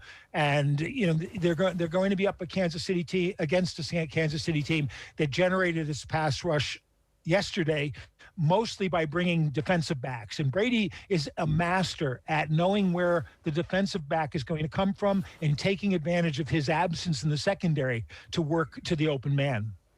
Good stuff, Mike. Thanks a million for joining us. Cheers. Oh, thanks, guys. Mike Carlson giving us his thoughts there on not quite a blowout of the Bills by the Chiefs, 38-24, but a bit of a blowout. Probably is. Does that qualify 2 scores? Is that a blowout these days? Who knows? But it will be Tom Brady against Patrick Mahomes in the Super Bowl in a fortnight's time. It's 8:51 this morning. It's time for the Gillette pressure rankings. For me, it was a self-imposed pressure. Was I under pressure? No. Yeah, they're under pressure. Everyone's under pressure. OTB AM's pressure rankings with Gillette. And the big pressure. Nathan, you've done a couple of these pressure rankings, but you've got big boots to fill, big shoes, Owen Sheehan-sized shoes. So where are we starting? Well, we're starting somewhere where Owen Sheehan himself may start. The Dublin attack. The pressure is going to be cranking up ahead of their bid for the Magnificent Seven in 2021 after Paul Mannion stepped away for the year once again. Paul Mannion, one of the most talented footballers in the country. Who'll ever forget the points he scored against the All-Ireland semi-final against Mayo last year? Off the left, off the right, he can do it all. One of the most graceful attacking players in the game. No county can surely cope with the loss of such a talent, on top of the experience of a Paddy Andrews and Michael Dara McCauley. I think he barely featured this year and they still won the All-Ireland? Okay. Yeah, well, I do look, practice, we out here talking about practice, as Alan Iverson said. I do think the training sessions are hugely important, where you drive the standards and you hone and you sharpen things. And if Paul Mannion wasn't starting, then everybody in that forward line felt nervous that 15 minutes in, if they weren't playing well, they were going to get the hook, because Mannion's there and ready to go, and obviously did have an impact off the bench. I think him gone, I think Paddy Andrews gone, I think that all of that will certainly make you, if you're Kerry or Tyrone, or maybe if you're Mayo, I'm not sure, we'll get to them in a second, feel like, okay, they're human again. Is that all it needs? Just for them to be human again? But again, none of those players started the All-Ireland final this year. So as brilliant as they were and as crucial as they are clearly behind the scenes into keeping this Dublin team ticking over, and their biggest test for the vast majority of the championship being those training games, maybe not being quite what it was, you're still not losing anything from that first 15. And maybe there's more retirements to come, but there's probably more retirements to come from every county. So it's not as if every team, maybe with the exception of Tyrone, who have players coming back, and even the talk of Colm Cavanagh coming out of retirement for another season, maybe they are going to be in a position of real strength. But yeah, you're always going to be at a loss of Paul Mannion, but Dublin have just this conveyor belt of replacements. So I think they'd be okay. All right, next on our list is the Mayo defence. The Mayo defence, another retirement, and, well, the most heartbreaking one as a Ballyhonus man so far. Keith Higgins has retired over the weekend. Just a stupendously talented sports person. Unquestionably one of Mayo's greatest ever players. 4 All-Stars. No Mayo man has won more. 8 Connacht titles. Young Footballer of the Year. And probably the biggest compliment is the esteem he was held in by his opponents, who were all coming out to pay tribute to him over the weekend. Gave us some of the greatest individual battles we've ever seen in those 2014 games against Kerry. And if you want to see what Keith Higgins was all about, watch back the last 5 minutes of the 2006 semi-final against Dublin. That's how long a career at the top level Keith Higgins had. We're going back 15 seasons. Last 5 minutes, this is the comeback game. Keith Higgins is the one who makes this typically lung-bursting run through the centre before eventually it goes to Kevin O'Neill and on to Kieran MacDonald to score that famous point with the outside of his boot. Mayo are in front, but then Dublin have a chance to equalise in injury time. Mark Vaughan hits the crossbar. Ball comes out to Jail just on the left of centre, swings the boot, and out of nowhere, this incredible block from Keith Higgins, both ends of the pitch. And he did that for 15 years solid for Mayo. And, as people in Ballyhonus will tell you, he's better hurler than the footballer. Won a Nicky Rackard Cup with Mayo. I don't think Ballyhonus had ever won a senior hurling title until Keith Higgins came along and the Higgins family came along, and they've won 13 since 2002. So he's only retiring from football, but don't be surprised to see him back in Croke Park in the green and red again in a hurling jersey. Right. Look, it was one of the best sights of summer, him in full flow, like a unique running style, kind of a yappy and yet unbelievably fast. You wonder, like, what was his distance as an athlete? Would it have been 1500? Would it have been 800? Was he a 400-meter hurdler? Whatever it was. Well, there was always a sense that he was sacrificing himself as well for the team, because he was the guy, because of his agility, his movement, that you put man-marking the opposition's best player. So Keith Higgins could have played in that half-back line, but he wasn't needed because Mayo had such a strong half-back line with Boyle and Vaughan and Keegan. They tried him at times playing as a centre-forward. In the 2013 final, I think he started wearing number 10. But generally, it was back in that cornerback position where, when you are discussing best teams of the last 50 years from all counties, he is going to be right there in the mix for that cornerback spot. And watching back some of the clashes with James O'Donoghue in 2014, they brought the best out of each other. James O'Donoghue scored 2-6 in one of those games. I think 4 points in play. Yet still, it goes down as one of Keith Higgins' best ever games because O'Donoghue was just unplayable. The amount of blocks that he got in, they just bashed each other game after game. So, yeah, I think as an athlete, he was up there. And that's shown from the fact he could do it over 2 sports. I remember as a kid, he was a great soccer player as well. So he had it all. And we're now into, 5-6 retirements for Mayo. You'd expect that's it. Maybe Colin Boyle is the only one left, but I think the fact he's had some injuries, you'd hope that he wants to go back and give it one last go. But it's just a huge, huge loss of experience. Yeah, that Mayo team is over. It's a new Mayo team. I know Killian is still going to be there, and I know Aidan O'Shea is still going to be there, but this is the next generation's team now. They'll be the leaders of that for a couple of years, but that team that went toe-to-toe with Dublin is essentially gone, and I think we're all sad about that. Next is Rory McIlroy. I put out the gif of Silvio Dante doing his just when I thought I was out, they pulled me back in. I thought I wasn't going to have to watch Rory McIlroy this year with any kind of more than a passing interest, that actually he'd kind of become somewhat irrelevant. Post-lockdown, his form had reached the point where it's like, I can safely not really watch this. McIlroy is not going to be that explosive. And then he had a seesaw weekend, and I sat down on Sunday morning for a couple of hours. I'm like, I picked the wrong time to sit down and watch this, because this Sunday was terrible.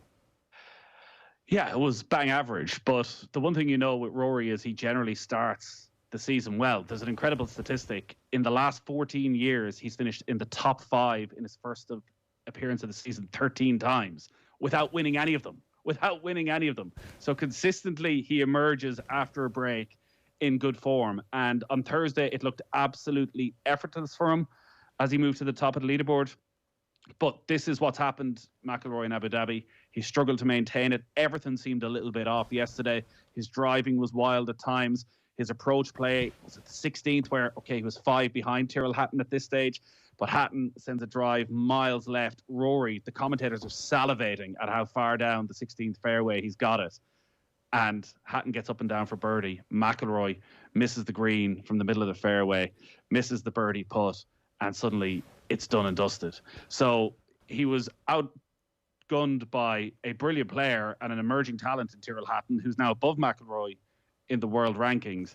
But this is what Rory does at the start of the season. There's always good form there. Look back to this time last year. He was the best player in the world in the 3 months before golf was stopped. And I wouldn't be at all surprised if he's in the exact same position heading into the Masters this year. He's going to play 7 of the next 8 weeks. He's back in America, in California, in Torrey Pines this week, which is the venue for this year's US Open.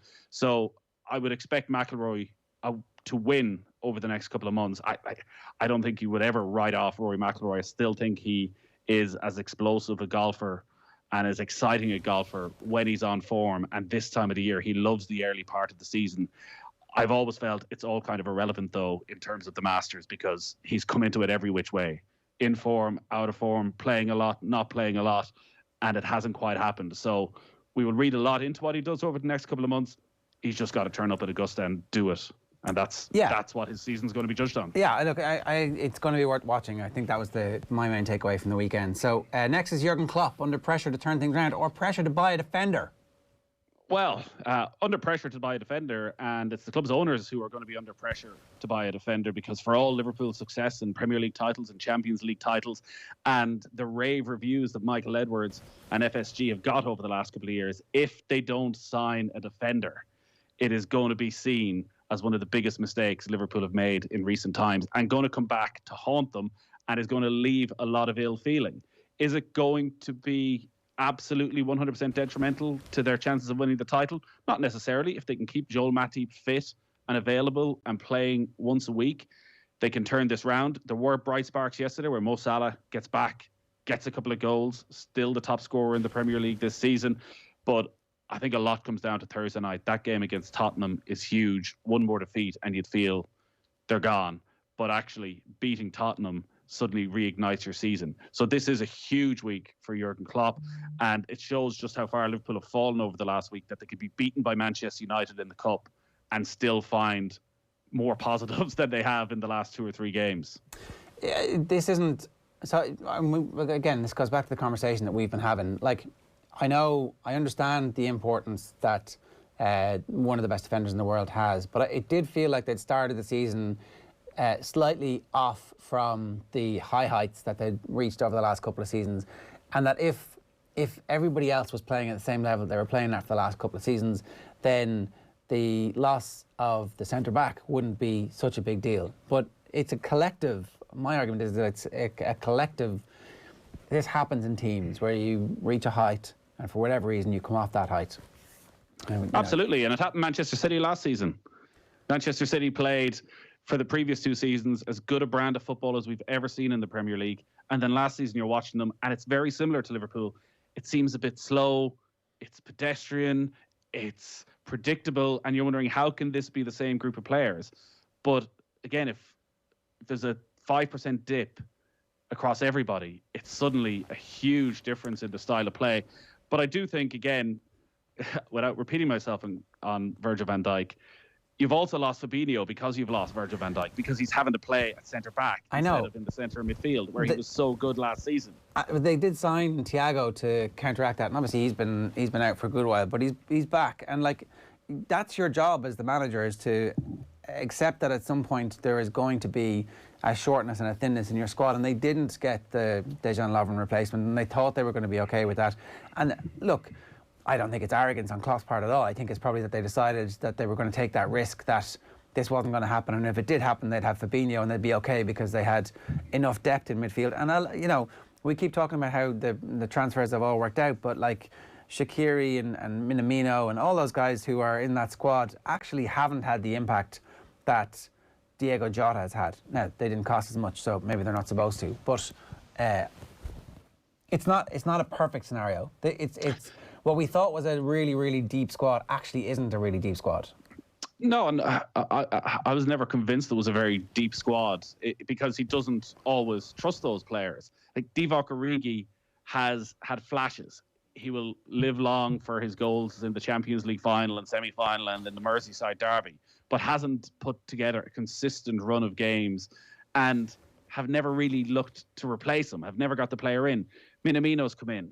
You're right. Last time we saw Minamino against Crystal Palace, he was exceptional. They won 7-0, but for some reason hasn't been trusted since. Shaqiri doesn't play a game for a year. He gets thrown in at the deep end against Manchester United. So he has the players that he knows can do the job for him week in, week out. He'll play them again and again, and maybe that is part of it as well. A little bit of fatigue creeping in for the likes of Gini Wijnaldum, who's played practically every minute since the start of the season, because he doesn't trust an Alex Oxlade-Chamberlain to come in for a couple of days games and give Wijnaldum a break. So there's not just one thing, there's many different things, but I still think if Van Dijk was there, this complete collapse wouldn't have happened. Okay, the last one was supposed to be Munster, but is that what we're actually going to do? Because we're going to talk with Alan Quinlan with Munster in just a moment. Is that are we doing something different here, Nathan? We're doing something different because this was a momentous weekend for the OTB AM team, because our producer, Tommy Rooney, he hit the big time. He hit the jackpot on Twitter. He got a reply from Gary Lineker. Listen to this snivelling tweet. Interesting to hear Bruno Fernandes in conversation with @Gary Lineker. Make sure you tag the celebrity that you want to retweet you. Speaks incredibly well, forthright about MUFC problems, and cites passion of fans and adrenaline of playing in front of packed stadiums as a key factor in moving to the Premier League. Only one exclamation mark. Tommy had somebody edit this. Best of Bruno yet to come. #FA Cup. Tommy did everything correct here. Everything. The right hashtag for the FA Cup for the TV station that Lineker's working with. Obsequiousness beyond belief and praise, endless praise. And then look, Gary Lineker straight away. Agreed. Very impressive on and off the field. Tommy Rooney, you're a celebrity. He's not there. He's not there. Tommy. He's probably still replying. His notifications are just off the chart. He probably can't switch his phone on for long enough, because the batteries just run down from the amount of replies from such an intelligent comment that he put there to Gary Lineker. 7.8 million followers for Gary Lineker. So the question we got to ask is, what's next? Where does Tommy go next? I'm suspecting his next target is going to be Jake Humphries.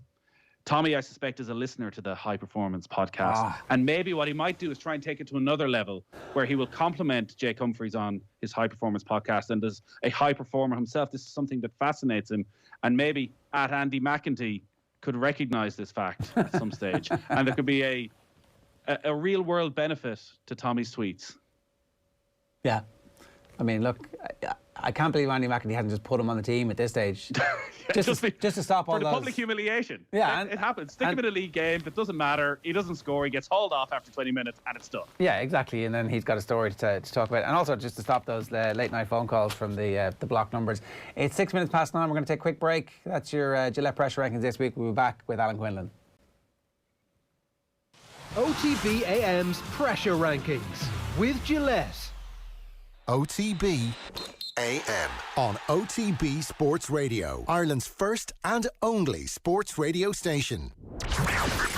The OTB Brief. Everything you need to know about sport every morning. Need to get on top of the day's sports news? Well, the OTB Brief is the only sports update you'll need every morning. We did not abuse any privilege. We did the right things. We were absolutely, totally professional. We had a little drink in the afternoon on a day off, completely allowed, no law breaking. Yet no, we come back with this barrage of absolute hypocrisy. The OTB Brief, weekday mornings from 7:20 a.m. on OTB Sports Radio. Listen on the OTB Sports app. Check out the Boyle Sports app today for details on which football match is getting the no-lose treatment this week. Plus, study the form with our Racing Post Spotlight before watching the action with free live streaming on all UK and Irish horse races. See the Boyle Sports app for full T's and C's. Boyle Sports. This is betting. Gamble responsibly. See gamblingcare.ie 18+.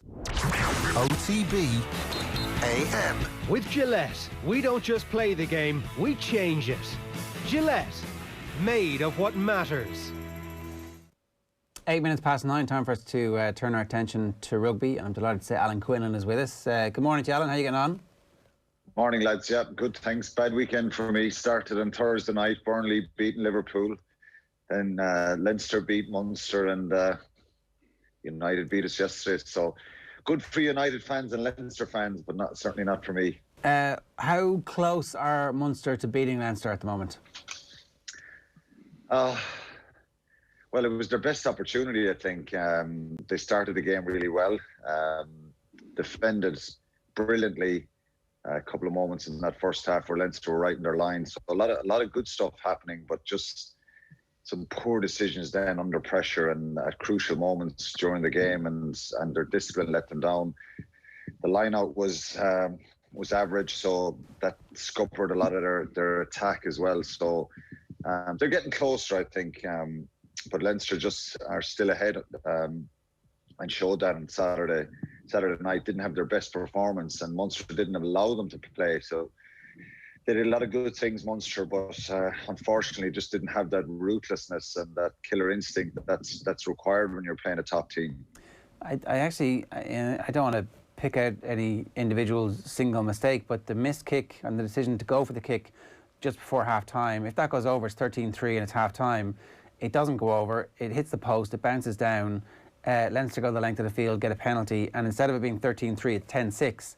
And it's a massive swing in the scoreboard and in a cup match, which it felt like, in many respects, it was just... Yeah, you can't miss those. Huge swing.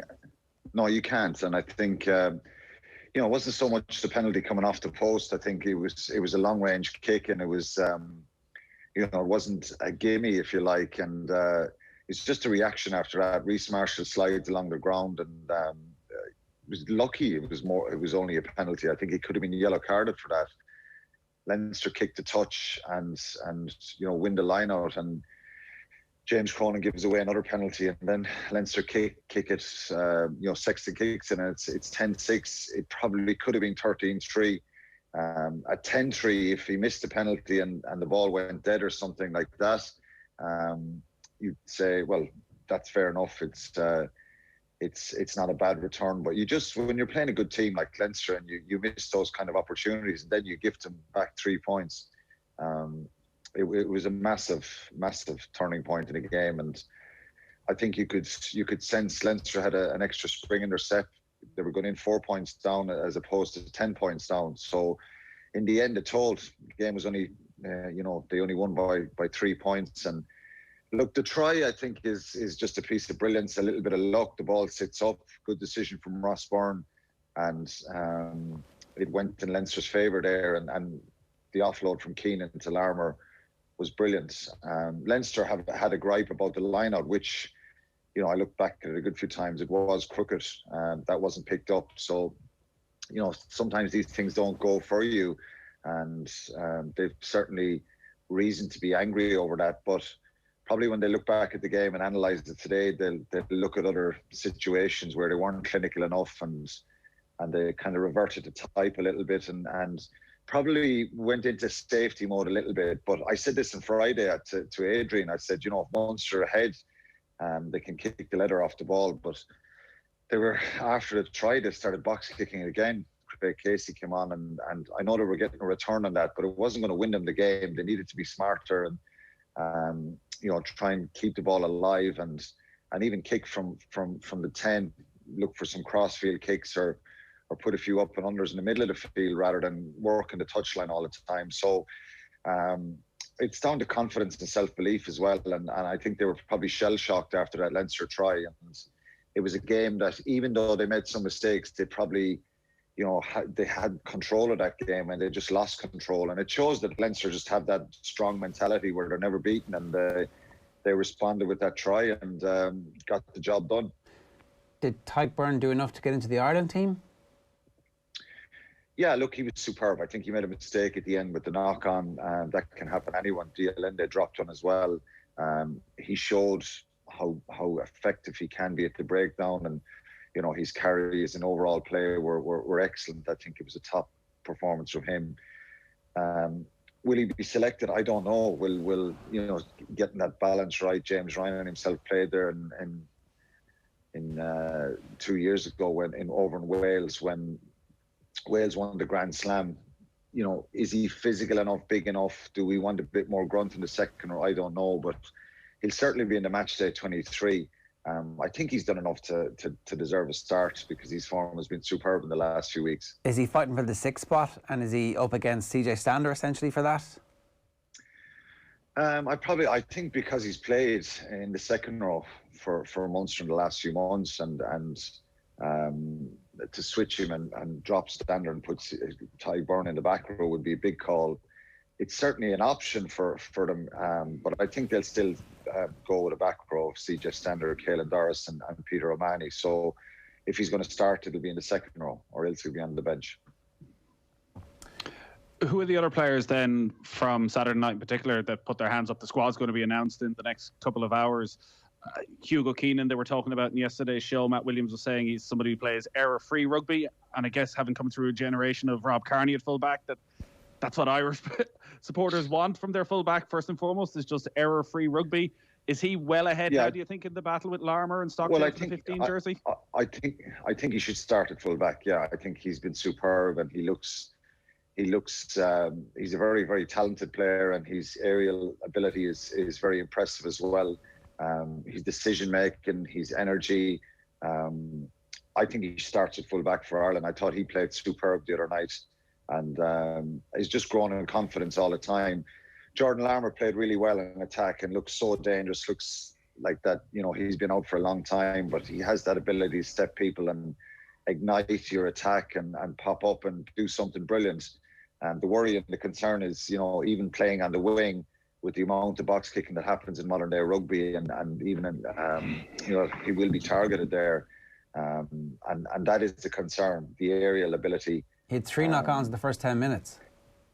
Yeah, and just that dominance in the air, and I think that's the concern with Jordan Larmour. But can you afford to leave someone that good in attack out? We're crying out for tries and a bit of expansiveness and brilliance, and so that's something Andy Farrell will have to weigh up. Does he take that risk to benefit the attack? Gary Ringrose was superb, and I thought Leinster, they looked a little bit more clinical, even though they hadn't many line breaks and Munster defended well. They just looked like they had a little bit more guile, if you like, in those wider channels. Robbie Henshaw played really well, I think, and we'll probably see the same old, but I think the centre partnership will probably be Henshaw and Ringrose. They played really well the other night. I thought Henshaw was very, very effective, and he looked sharp and aggressive in his carries. And Luke McGrath was the other one for me. I thought he was superb. He was brilliant for Leinster under a lot of pressure. The ball was messy at times, but his distribution and effectiveness around the breakdown was brilliant. Conor Murray probably, will hold on to that spot. He's played very well the other night, but Leinster looked that little bit more dangerous. Munster looked like they were trying to out-muscle them, and physically they were very good, but the line-out is a massive concern for them. You lose 3 or 4 line-outs in a big game like that. The turnaround that we spoke of before half-time, and just lacking that little bit of subtle touch to kill off the game. I think if Munster had scored a try in that second half, or even nudged a few penalties over the bar, I think they would have won the game. Even one penalty probably would have gotten there, because they didn't score for 68 minutes of the game, and that's the concern when you're at home and you're trying to turn the tide on your biggest rivals. The line-out seems to be generally an issue in Irish rugby at the moment. Yeah, I think, look, you have to give credit to James Ryan and Vardy and Doris and these guys, the pressure that they put on him. But Reece Marshall is a very good player around the field, and normally his lineouts are fairly decent. But even some of the lineouts that Munster won the other night were pretty sloppy, and it is a frustration. I think people will question Stephen Larkin again, and there's a few questions about the attack. And if Munster won the game, all these things would have been just they get masked over a little bit. But when you lose, you've got to look back at these moments and situations. They had a couple of attacking opportunities. Leinster stole lineouts, and I just think there's, that's why Paul O'Connell is brought into the Irish setup, because it has been an issue for some of the teams, Leinster and Munster in particular. And Leinster got it right the other night, and they got in the air and stole possession off Munster, which caused them major problems. And fail to ignite their attack. You know, I've always said that the line-out is crucially important to get your attack going. Well, let's just tease that out a little bit, because I think from Leinster's perspective as well, they had a number of line-outs that they bobbled and it looked like one got knocked on, but they got away with it. There was 2 or 3 where they were in attacking, and then all of a sudden it's a struggle and it's like an arm wrestle. And when the line-out, which was crooked, and let's face it, that's actually a bad line-out, when they got away with that, they scored the try off it, and you know that took good skill and a little bit of luck for that to happen. The attacking play from both sides wasn't great. I think it's fair to argue. Now, how much has that to do with the fact that there's a snowstorm just before kickoff? It's absolutely freezing and the steam is rising off everybody. I don't know. I don't know what those conditions are like when the ball is greasy like that. Like, is it fair to criticise both sides for the attack not being great, or is that just the type of rugby that you should expect on a night like that? You'd love to see an open, expansive game. I think the one back in August, when the rugby resumed, we saw great attack in that and a lot more free-flowing rugby. Conditions are obviously different, and it was difficult. It can be difficult to play in those conditions. So it was the type of game where both teams were trying to bring an intensity and an aggression, and you could see there was a fair bit of bite in it. The effort levels out of everyone. Nobody wants to lose this game, and I think Leinster sensed that, you know, maybe the media and people on the outside are saying, well, you know, fancying Munster to win this game, and I thought they would win it. I thought they were, you know, they kind of turned the corner and were ready to get a win against Leinster, which you haven't done in a couple of years. So maybe Leinster, you know, that added to their build-up as well. But I think they've cancelled each other out. Like, to be fair, defensively, both sides were spot on for most of the game. They were smashing each other. They were organised. They weren't overcommitting at the breakdown. Numbers on their feet all the time, and there was a lot of big hits in the game. So, you know, you've got to give credit to both sides defensively. They kind of cancelled each other out, and there wasn't much space there. You would hope that you get some bit of a spark and somebody will do something different and break a tackle and get a line break and get through. And we didn't see much of that. So you've got to give credit to both sides defensively, Ger, and they kind of cancelled each other out and negated that. But if you're losing lineouts and it's incredibly frustrating to watch and to be out there as well. Particularly when Munster had a couple of great opportunities when they were in the attacking zone against Leinster, and they lost lineouts. And you know, you ask about you mentioned that lineouts been a bit of a struggle. It's a struggle because it's sloppy, and that's the most frustrating thing. I know this for myself. You know, if you get a ball stolen and a lineout by a really good opposition who are putting bodies in the air, and you know the lineout. The throw-in is at full tilt. The jump is at full tilt. A lot of the mechanics of the lineup were right. Well, if the opposition steal it, you've got to say well done to them, and that's always there's always a chance of that happening. But you know, it wasn't. The throws were way too low, and the execution was really poor at times, and you know, so both those factors kind of added to the lack of openness, if you like, in the game that we were all hoping to see, and it didn't really happen. And you know, when Leinster in that type of game, they always mention afterwards that they're not happy with their performance because they're a side who kind of judge themselves on being on the front foot, having quick breakdown, their attack being full of pace and tempo. And they didn't really get that going the other night. And you know, you can give credit to Munster. They can take positives out of that. They weren't physically dominated. In fact, they were probably the team who were a little bit more physical, and they looked comfortable in that situation. But they've got to, if they want to, you know, beat Leinster, and maybe they will meet in the Pro 14 final, the way it's looking, and if they get to knockout stages of Europe, they've got to be more clinical. And look, when you're on a losing run too, sometimes these small margins, these things go against you. The line-out, if it's called up, Munster probably win the game. You know, Leinster can see it out at the end, and they did that really well because they're a shrewd, smart team, and Munster certainly look back with regrets in that performance. Issues at the line-out haven't just been a problem for the provinces, it's been a problem for the national team during the autumn as well, which is one of the reasons that Paul O'Connell is there. Is it a quick fix? Is it something you think actually by the time Ireland go up against Wales in under 2 weeks' time that you will see some sort of an impact from Paul O'Connell, that even that sloppiness that you're talking about that's been there, that having a figure like O'Connell, such a master of the line-out, he can have that impact that Ireland need? Yeah, I think you can fix it pretty quickly. You can't just suddenly bring in a raft of new players and expect it to make a difference. I think the players that are there are well capable of performing, and I just think he's going to put more emphasis on doing the basics really well and making sure there's a standard every time you go into a line-out, that the execution, the lift, the throw, the timing, all those things that are important. It isn't just one thing. For probably for too long, the easy option is to blame the hooker. Obviously, if the throw is bad and it's low and it's not enough pace on the ball, it's very obvious. But sometimes the throw is good and the players and the pod don't get in the air quick enough. So I'm sure, and the players have spoken about, some of them have spoken publicly about being in contact with Paul. He'll have sent the video clips, he'll have watched a lot of the footage from their games in the last few months, and he'll have a plan and a structure to try and get them up to speed in the next 2 weeks and tell them what he expects of them when it comes to line-out time. Like I say, if you do all the basics right and the fundamentals right in a line, you can still lose a ball here and there. But when you're losing 3 or 4 in a match, it's massive. And go back to Ireland-England, November in the Nations Cup, Ireland lost 4 line-outs.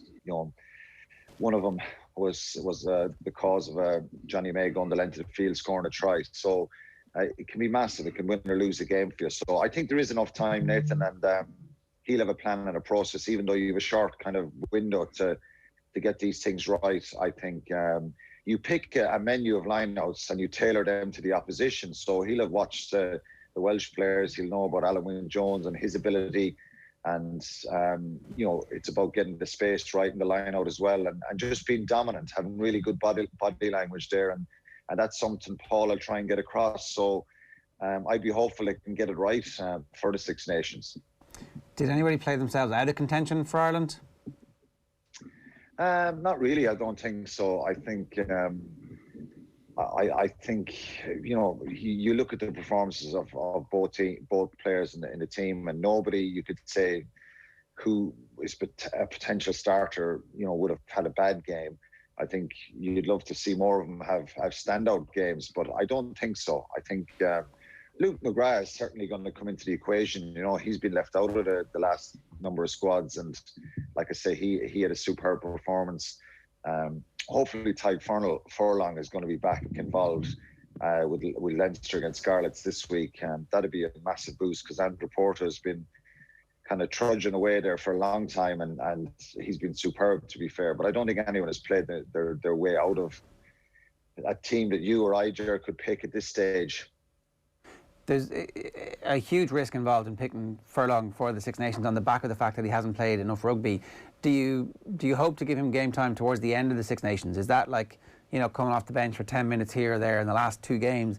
Is that as ambitious as we could be, even if he was to play to start or get 40 minutes next week?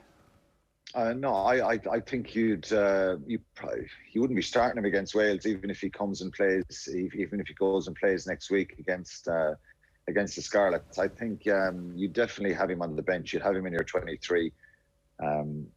It depends depends how much workload he's had in the last 2 weeks. I think he trained fully last week with Leinster. So obviously, if he's no repercussions and no setbacks, the training workload as well will be increased for him and tailored for him throughout the next couple of weeks. So it just depends. I'd be getting him back into the group as quickly as possible. You can imagine, with 10 or 15 minutes to go, bringing Ty Furlong off the bench would be a massive boost for any side. So he has that quality. He's just got to be physically right. He's not probably physically fit to play 80 minutes of international rugby, but I'd certainly have him involved as soon as possible if he's given the clearance. I think Rory O'Connor was making the point in The Independent this morning that one of the difficulties they have with Furlong and James Lowe, who are both coming back from injury, who both could play for Leinster at the weekend, is the bubble that's there around the national team now for COVID, that you need to be in early. So they'll probably have to work through some of the logistics around it as well to get that balance of, they need Furlong to get game time, but can they get him into the camp then if he gets the game time a week before the Wales match?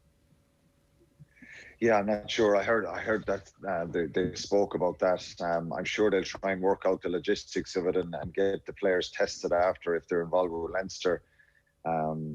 It's a complicated issue, Nathan, but they've got to try and find a way to get both those guys, because James Lowe will certainly be a player that if he's fit and ready will be in that squad as well. He gives you a different option on the wing, so hopefully they can sort that out. But in an ideal world, Andy Farrell would love to see both those players play against the Scarlets this week. Yeah, and look, if they get game time against Scarlets, it's probably worth them getting that game time and then not being in the Wales squad, but in the squad after that. This is definitely a long-term thing. On balance, Alan, how optimistic, having seen our two best teams who are going to be the backbone of the entire team that is going to play Wales in a fortnight, how optimistic are you feeling ahead of the Six Nations at the moment? I don't know. I'm undecided, and we would have loved to have seen more openness to the game at the weekend and free-flowing rugby. I think obviously the intensity of the game and having that game under their belt and having that type of game under their belt was really important to Andy Farrell and the players as well. So they will have got a lot out of that. But I think there's still question marks about how physical we can be as a group, and the main one is the attack, taking opportunities, being ruthless in attack when we come up against teams. You're going to go to Wales and the Cardiff to a team who are under massive pressure themselves. They're a dreadful Six Nations, and they'll be looking at Ireland, and they'll have plenty of hatred for Ireland. And it's a perfect opportunity for Wales to knock them off their horse. So, but if Ireland were to go to Cardiff, which they're capable of doing, there'll be no crowd there, it takes away from the home advantage a bit, and get a result there, well, it'll be an incredible start for them. And they've France then and Italy. So they could, after 3 rounds, I'd fancy, if they beat Wales, I think they'll win their first 3 games. They'll win the next 2, and then there's an opportunity, beat Scotland at home, and you've got England, or beat Scotland away, which we've done so regularly in the last 10-15 years. You could set up a Grand Slam decider. That's probably wishful thinking, but I think they'll have to take one game at a time. I think it's an incredibly tough start for Ireland, because given the desperation that Wales need to get it within themselves. Yeah, it's all shaping up pretty nicely. Alan, good stuff. Thanks a million. Cheers. Thanks, lads. It's Alan Quinlan. We're going to have Brian O'Driscoll's depth chart for you on tomorrow's show. He's going to be going through the centres. Right, a couple of comments that we want to get through here. The Liverpool spine is broken, says Brandon. Out of position, Fabinho and Hendo. Centre-back issues, obviously, we've talked about a good bit. Out of form, Firmino. Other than Alisson, cannot carry throughout the season with the new kid, Thiago. Wayne says the biggest achievement of Ole isn't getting them top of the table or Pogba. It's getting Luke Shaw to play so well. He should have been man of the match the last 2 games. Huge transformation. Yeah, he's been brilliant. I know Manchester United fans have never had a lot of trust in him. His managers never seem to have had a lot of trust in him. He's got a big old arse in him that attracts an awful lot of criticism, and questions about his weight are always there. But he had Mo Salah in his pocket last week. He is able to do everything a modern fullback should be able to do in terms of getting up and down the pitch. So there's no questions about his fitness right now. And his deliveries have been brilliant as well. So we're seeing the Luke Shaw that Manchester United bought from Southampton, that pretty much every top team in the Premier League wanted to sign.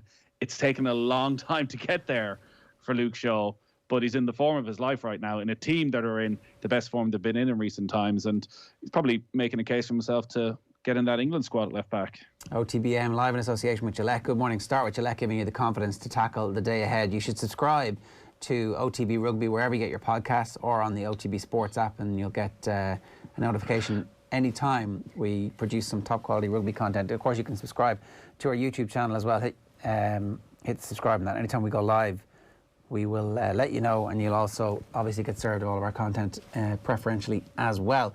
Now, we're live every morning from 7:30. The easiest way for us to get us is on the OTB Sports app these days. If you're listening on OTB Sports Radio, you're going to hear the crappy quiz. It's an excellent, all-time, brilliant crappy quiz as the champ defends his crown. When are you coming back to the crappy quiz, Nathan? Just recently, the competition has not been up to snuff. Well, I'm wondering if, considering what the result of this week seems to have been, and the week before, off your face, and the week before, and the week before, and the Christmas special, and the week before the Christmas special, 6 times in a row, the 6 Pete's, magnificent 7. As we know, Jerry, even the champ couldn't make it last. So I may be Floyd Mayweather coming to beat your ass down this coming week. I'm looking forward to it, buddy. It sounds like a date. If you are listening on OTB Sports Radio, you're going to hear the crappy quiz. But if you're watching on the streams, then that is today's show. We'll see you tomorrow morning. As I said, Brian O'Driscoll is going to join us. Football from 7:45 and much more as well. Cheers. OTB AM. With Gillette, we don't just play the game, we change it. Gillette, made of what matters.